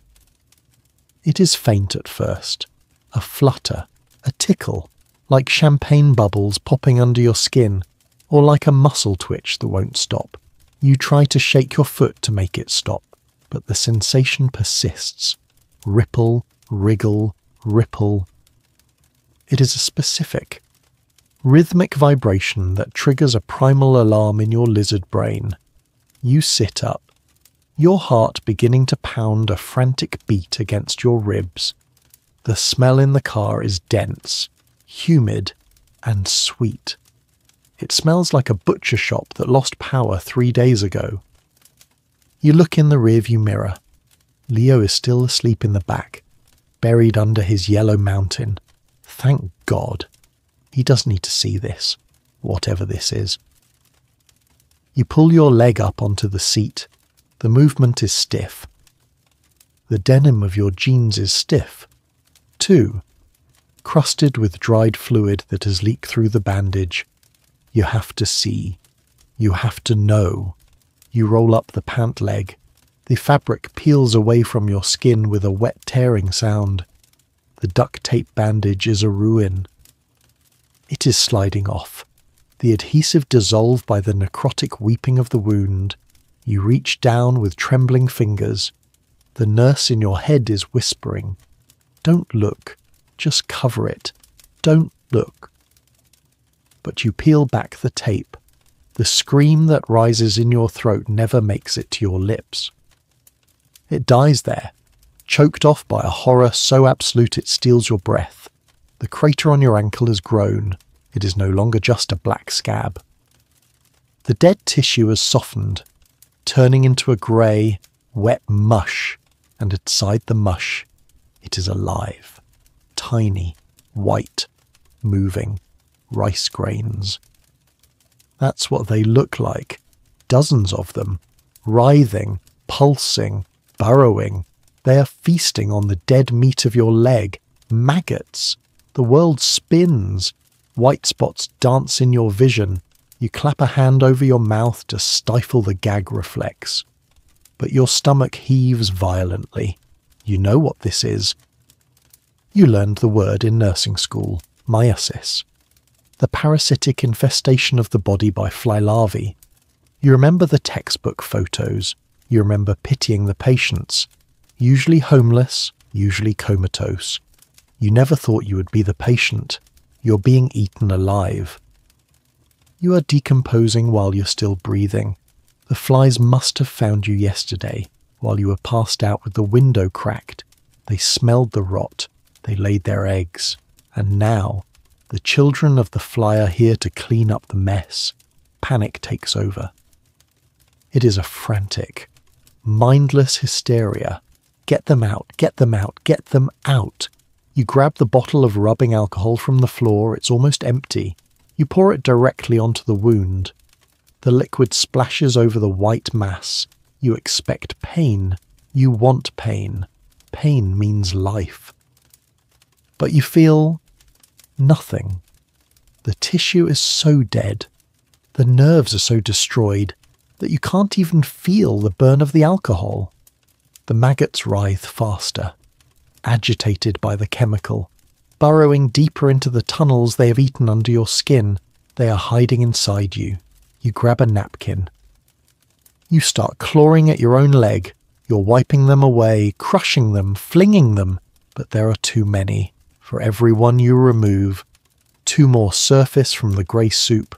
You are sobbing now, a high, thin sound of pure despair. You're touching them. You are touching the larvae with your bare hands. You feel unclean in a way that soap can never fix. You're contaminated. You're a vessel of filth. Mum. The voice comes from the back seat. Sleepy, confused, you freeze. Your hand is covered in grey slime and small white bodies. You look up. Leo is sitting up, he's rubbing his eyes. What are you doing? Why are you crying? He starts to crawl forward. He wants to comfort you. He sees his mother in distress, and his instinct, his beautiful, pure instinct, is to come closer, to hug you, to touch you. Terror explodes in your chest. Not for you, for him. You're a biohazard. You're a corpse. If he touches you, he touches the rot. If he comes closer, he will see the worms eating his mother. That image will break him forever. No! You scream. It is the loudest sound you've ever made in the spaceship. You scramble backward, pressing yourself against the driver's door, pulling your leg away from him. Stay back. Don't come near me. Leo freezes mid-crawl. His face crumples. He looks like you just slapped him. Mommy, he whimpered, his lip trembling. I wanted to help. You can't help. You shriek, your voice hysterical. Don't touch me. I'm dirty. I'm sick. Stay away. You grab a dirty towel from the floor and throw it over your leg, hiding the horror. You're shaking so hard the car is vibrating. You look at him, and you see the fear in his eyes. But it's not just fear of your anger. It's fear of you. He looks at you like you are a monster, like you're the alien you told him to hide from. Get back in your bed, you hiss, tears streaming down your face. Do not come to the front. Do not touch me. Do you understand? He nods slowly, tears spilling onto his cheeks. He backs away. He retreats into the captain's quarters. He pulls the yellow blanket up. He builds his wall again. But this time, it's different. Before, he was hiding with you against the world. Now, he is hiding from you. You turn back to the window, gasping for air. You look down at your hands. You wipe them frantically on your jeans, rubbing until the skin is raw. But you can still feel the phantom sensation of the wriggling. You look at the towel covering your ankle. You can see the faint movement underneath it. They are still there, eating. You realize then that the Sarah who was a nurse is dead. The Sarah who was a mother is dead. All that is left is a host, a warm body for the flies. You are the walking dead, and you have to get Leo away from you. You have to save him from the infection that is you. A dark, cold resolve settles over you. You can't keep doing this. You can't keep him in this coffin with you. You look at the gas gauge. Empty. You look at the world outside. Cold. Indifferent. You look at the last remaining crumbs of the purple powder on the napkin. You know what you have to do. You have to end it. But first, you have to make sure he is safe, or at least away from the rot. You close your eyes, and for the first time in days, you don't pray for help, you pray for forgiveness. Because the thing you are about to do, the separation, it will hurt him more than the cold ever could. You don't decide to end it. The body decides for you. It is a democratic vote held by your organs, and the results are unanimous. Shut down. You've driven the spaceship to the edge of a busy park downtown. Why here? Maybe some part of you, the dying mother inside, wants Leo to be found. Maybe you want witnesses. Maybe you just ran out of gas. It is noon. The world is bright, loud, and aggressively alive inside the car. It is a tomb. The smell of the necrotic leg has become a physical fog, tasting of copper and rot. You're sitting in the driver's seat, the last remnants of the purple powder coating your throat. You took it all, the exit dose. You wanted oblivion. You wanted to sleep and never wake up to the maggots again. But Xylazine is cruel. It doesn't grant you the mercy of instant death. Instead, it turns you into a statue. You're slumped over the centre console, your cheek pressed against the hard plastic cup holder. Your eyes are half open, staring at a discarded gum wrapper on the floor mat. You can't move. You try to lift your head. Nothing. You try to twitch a finger. Nothing. Your body has become a prison of heavy dead meat. But your ears are working, your ears are wide open, and what you hear is the sound of your son panic. "Mommy." Leo is shaking your shoulder. His small hands are gripping your dirty hoodie, pulling with all his might. "Mommy, wake up, please, the police are coming." The police? You try to force a sound through your throat, but only a wet rattle comes out. Through the dirty windshield, in the periphery of your frozen vision, you see the flashing lights, blue and red, rotating silently like a disco ball at a funeral. Someone must have seen you slump over. Someone walked by, saw the junkie passed out in a car with a kid, and made the call you have spent 6 months running from. A knock on the window, sharp, authoritative, rap, rap, rap. "Police! Open the door!" Leo screams. It is a high, thin sound of pure terror.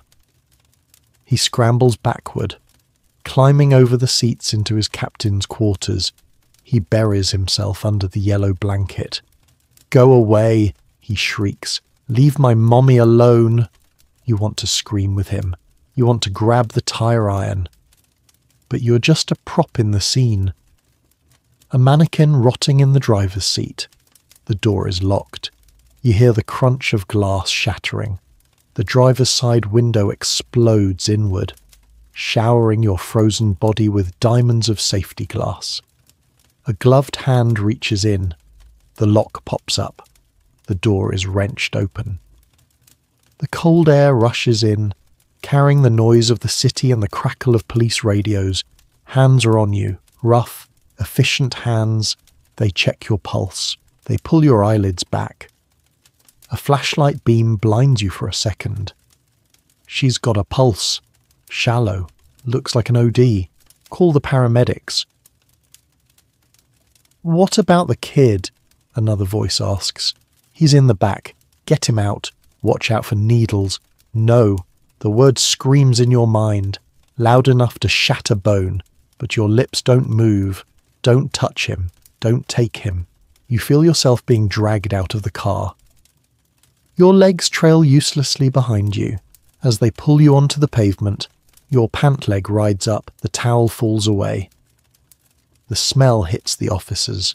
"Jesus Christ!" one of them gags. "Look at her leg. It's... oh God." They drop you on the asphalt, recoiling from the stench and the sight of the white worms writhing in the black crater.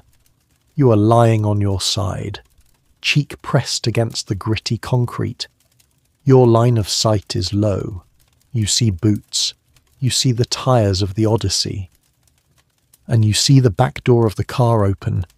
"Come here, son. It's okay. You have to come with us." A large officer is leaning into the back. "No. No. I want my mum." Leo is fighting. He is kicking. He is biting. He is fighting for you. Even though you smell like death. Even though you are a statue on the ground, to him, you're not a junkie. You are his world. And watching him fight for a mother who isn't worth saving is the sharpest pain you've ever felt.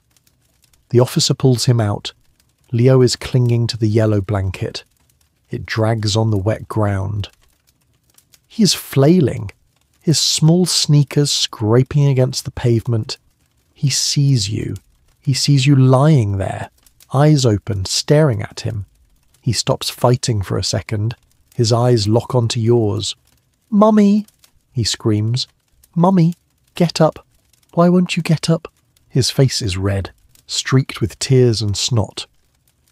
He reaches his hand out toward you. His fingers are inches away from your face. You summon every ounce of will in your soul. You try to lift your hand. You try to just twitch a finger, to show him you are there, to show him you hear him. Move, you command. Move, damn you. But the Xylazine laughs. Your hand stays limp on the asphalt. Your eyes stare blankly. To him, you look like you don't care. To him, you look like you've already left him. She can't hear you, son. She's sick, the officer says, his voice surprisingly gentle. He lifts Leo up, carrying him away from you. Leo is facing backward, looking at you over the officer's shoulder. He's screaming your name, over and over. Mommy! Mommy! Mommy! The sound is rhythmic, like a heartbeat. It echoes off the buildings. It pierces the sirens. You watch him get smaller. You watch the officer carry him toward a waiting cruiser. You watch him get shoved into the back seat. You see his small hands press against the glass of the cruiser window. He is still screaming, but now it is muffled. The cruiser pulls away. The yellow blanket is left lying in a puddle on the street, abandoned just like him. A shadow falls over you. Paramedics. She's barely breathing. Respiratory depression. Get the Narcan. Look at the leg. Sepsis for sure. We need to transport immediately. You feel the prick of a needle. Not the one you wanted, the one that brings you back. But you don't want to come back. Why would you want to wake up in a world where Leo is gone? Why would you want to wake up in a body that couldn't even say goodbye? You close your eyes.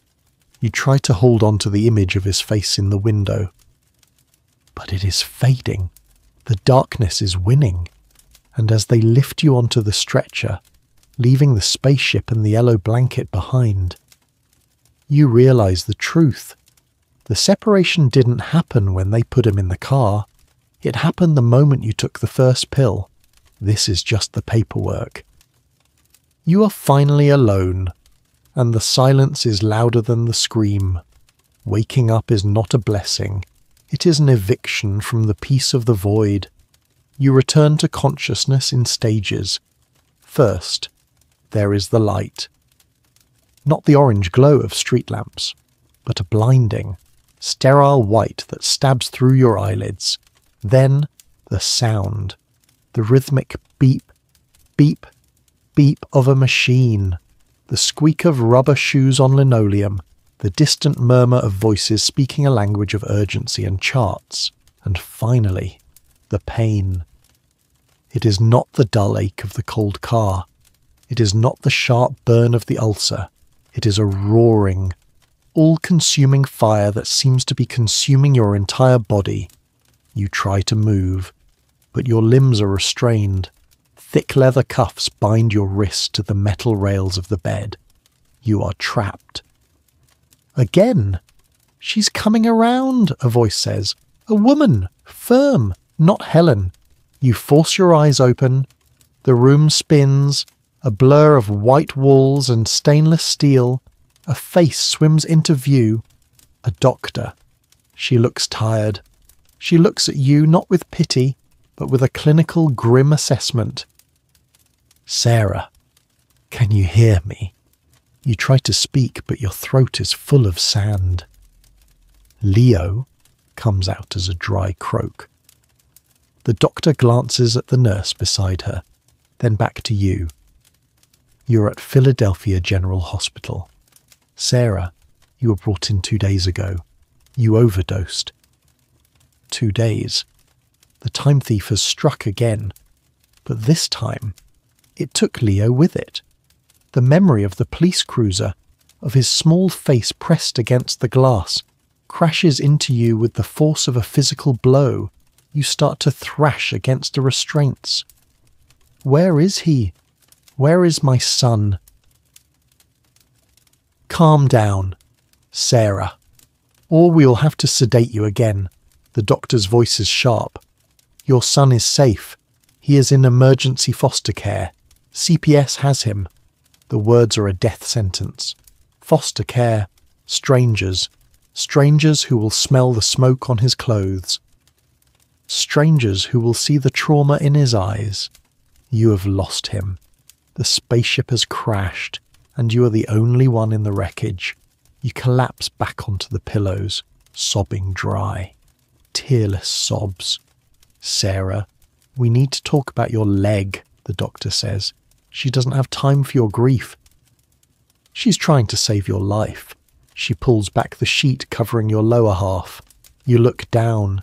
Your left leg is elevated. It is wrapped in thick, white bandages, but yellow fluid is already seeping through. The smell in the sterile room is undeniable. It is the smell of the dead rat. The infection has spread to the bone, the doctor says, her voice flat. Osteomyelitis, necrotizing fasciitis. The tissue is dead. Sarah, the xylazine cut off the blood supply, and the bacteria did the rest. She looks you in the eye. We have been pumping you with antibiotics for 48 hours. It's not stopping. You are septic. Your organs are starting to shut down. She takes a breath. We have to amputate below the knee, and we have to do it today. The world goes silent. Amputate. To cut it off. To become a cripple. To never walk normally again. No, you whisper. No, I need my leg. I need to walk. I need to find him. If we don't operate, the doctor interrupts, brutal and honest. You will be dead in 24 hours, maybe less. She leans closer. This is the choice. Sarah, your leg or your life. Let me die. The dark voice in your head screams. What is the point? Leo is gone. You're a monster. You're a rotting junkie. Just close your eyes and let the sepsis take you. It will be warm. It will be over. It is a seductive offer, the ultimate escape. Why fight? Why wake up to the pain of withdrawal, to the shame, to the court battles you can't win? You look at the ceiling tiles, you count them. 1, 2, 3. You're ready to say it. Let me go. But then, a sound pierces the memory. Mommy, the scream from the parking lot. The way he fought the police officer. He didn't fight because he was scared of the police.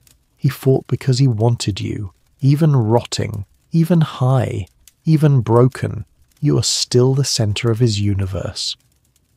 If you die today, what becomes of his story? His mother was a junkie who loved drugs more than him. That will be the epitaph. He will grow up thinking he wasn't enough to keep you alive. He will carry that guilt forever. You cannot do that to him. You've taken his home, his childhood, his safety. You cannot take his history, too. Then, the real pain begins. The painkillers they gave you are wearing off, and the beast is waking up, the withdrawal. It is not just the opiates leaving your system, it is the xylazine. Methadone doesn't touch it. Suboxone doesn't touch it. Your blood pressure spikes. Your heart hammers like a trapped bird. 160 beats per minute. Anxiety, raw and chemical, floods your brain. You feel the bugs again, not the maggots this time, but the phantom insects of your fried nervous system. They are crawling inside your bones. You start to shake, rattling the bed rails. You stutter, your teeth clacking. The doctor puts a hand on your shoulder. I know, the withdrawal is starting. We will give you clonidine. We will help you through it. But first, we need your consent for the surgery. You look at your leg. The dead thing wrapped in white. It is the anchor that dragged you down. It is the physical manifestation of every bad choice, every lie, every stolen moment. Cut it off, you think. Cut it all off. The rot, the past, the addiction. You look at the doctor. Your eyes are wild, rimmed with red, but they are clear. Take it, you rasp. Take the leg, but you have to promise me something. The doctor pauses. What? You have to tell the social worker. Tell her I'm fighting. Tell her I chose to live. The doctor nods. For the first time, her expression softens. I'll tell her. They wheel you away. The lights flash overhead like passing stars. You are going into the dark again, but this time it is a different kind of dark. It is not the muddy, chemical oblivion of the Tranq. It is the clean, sharp darkness of the operating room. You're going to wake up lighter. You're going to wake up in hell, the hell of recovery, the hell of learning to walk on one leg, the hell of fighting the state for your son, but you will be awake. And somewhere in this city, in a strange bed, Leo will wake up tomorrow, and you will be alive to fight for him as the anesthesia mask descends over your face. You don't think about the drugs. You think about the yellow blanket. You think about the spaceship. You think about the boy who loved you when you were unlovable. I'm coming, Captain. You think as the world fades to black. The mission isn't over. We're just fixing the ship. And for the first time in years, the darkness is not an end. It is a beginning. The year is 2025. It is a Tuesday morning, and the sun is shining through the window of a small second-floor apartment. It is not a house in the suburbs. It is a halfway house for women in recovery. The room is sparse. A single bed, a dresser, a small desk. But it is warm. It is clean. And most importantly, it is quiet. There is no spaceship anymore. The rusted Odyssey was towed away long ago, crushed into a cube of metal along with the ghost that lived inside it. You sit on the edge of the bed. You are Sarah. You reach down to put on your leg. It is a prosthetic, plastic and metal where flesh and bone used to be. The stump of your left leg still aches sometimes when it rains, a phantom reminder of the purple coin and the white worms. But you welcome the ache. It is an honest pain. It is the receipt for the life you brought back from the dead. You stand up, you wobble slightly, then find your balance. You walk to the mirror. The woman staring back is not the nurse from 2018. She never will be again. There are lines on her face that weren't there before. There is a hardness in her eyes, a steel that was forged in the fire of the parking lot. But the sores are gone, the grey pallor is gone, and the smell is just soap, plain, unscented soap. You look at the calendar on the wall. Today is the day. Visitation day. You don't have Leo back yet. The court system is slow, and trust is a bridge that takes years to rebuild after you burn it down. He lives with a foster family 2 towns over. They are kind people. They give him the superhero sheets you couldn't. But today, for 1 hour, you get to sit with him in a supervised room. You get to hold his hand. You get to hear his voice. Last week, he drew you a picture. It wasn't a spaceship, it was a house. A house with a solid foundation, firmly planted on the ground. And next to the house, he drew 2 stick figures, one big, one small, holding hands. It is not forgiveness. Not yet. But it is a start. You grab your bag. You check your pocket. No pills, no powder. Just a pack of gum and a bus pass.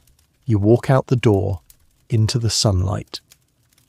You are limping, the metal leg clicking softly against the pavement. People look. Let them look. You're not ashamed of the limp. You're not a monster who let herself rot. You're a survivor who cut off the rot to save the heart. You're a mother walking toward her son. And for today, that is enough. And so, we leave Sarah on her walk, stepping forward one click at a time. Her story is a brutal one. I know, it's hard to look at. Xylazine is a monster that is stalking our streets right now, turning people into ghosts while they are still breathing. But Sarah's journey teaches us something profound. It teaches us that the person you see on the street corner, the one people cross the road to avoid, the one who seems lost to the dark, they are someone's Sarah. They have a story. They have a Leo somewhere. They have a battle you cannot see. And as long as there is breath, there is a choice. Even in the ashes, life can grow again, now. Take a deep breath. Let the heavy weight of the story lift off your chest. Feel the gratitude for the simple things around you tonight. The warmth of your bed, the safety of your room, the health of your body. These are not small things. They are miracles. Let your shoulders drop. Unclench your jaw. The night is quiet here. You are safe. If this story touched you, if it made you feel something real, please consider joining our community here at 14 Nights of History. Subscribe and ring the bell so we can meet again by the fire, and if you're not ready to sleep just yet. There's another story waiting for you on the screen right now, another journey into the light and the dark of the human experience. But for now, close your eyes, let the world fade away. Good night, friends, sleep well.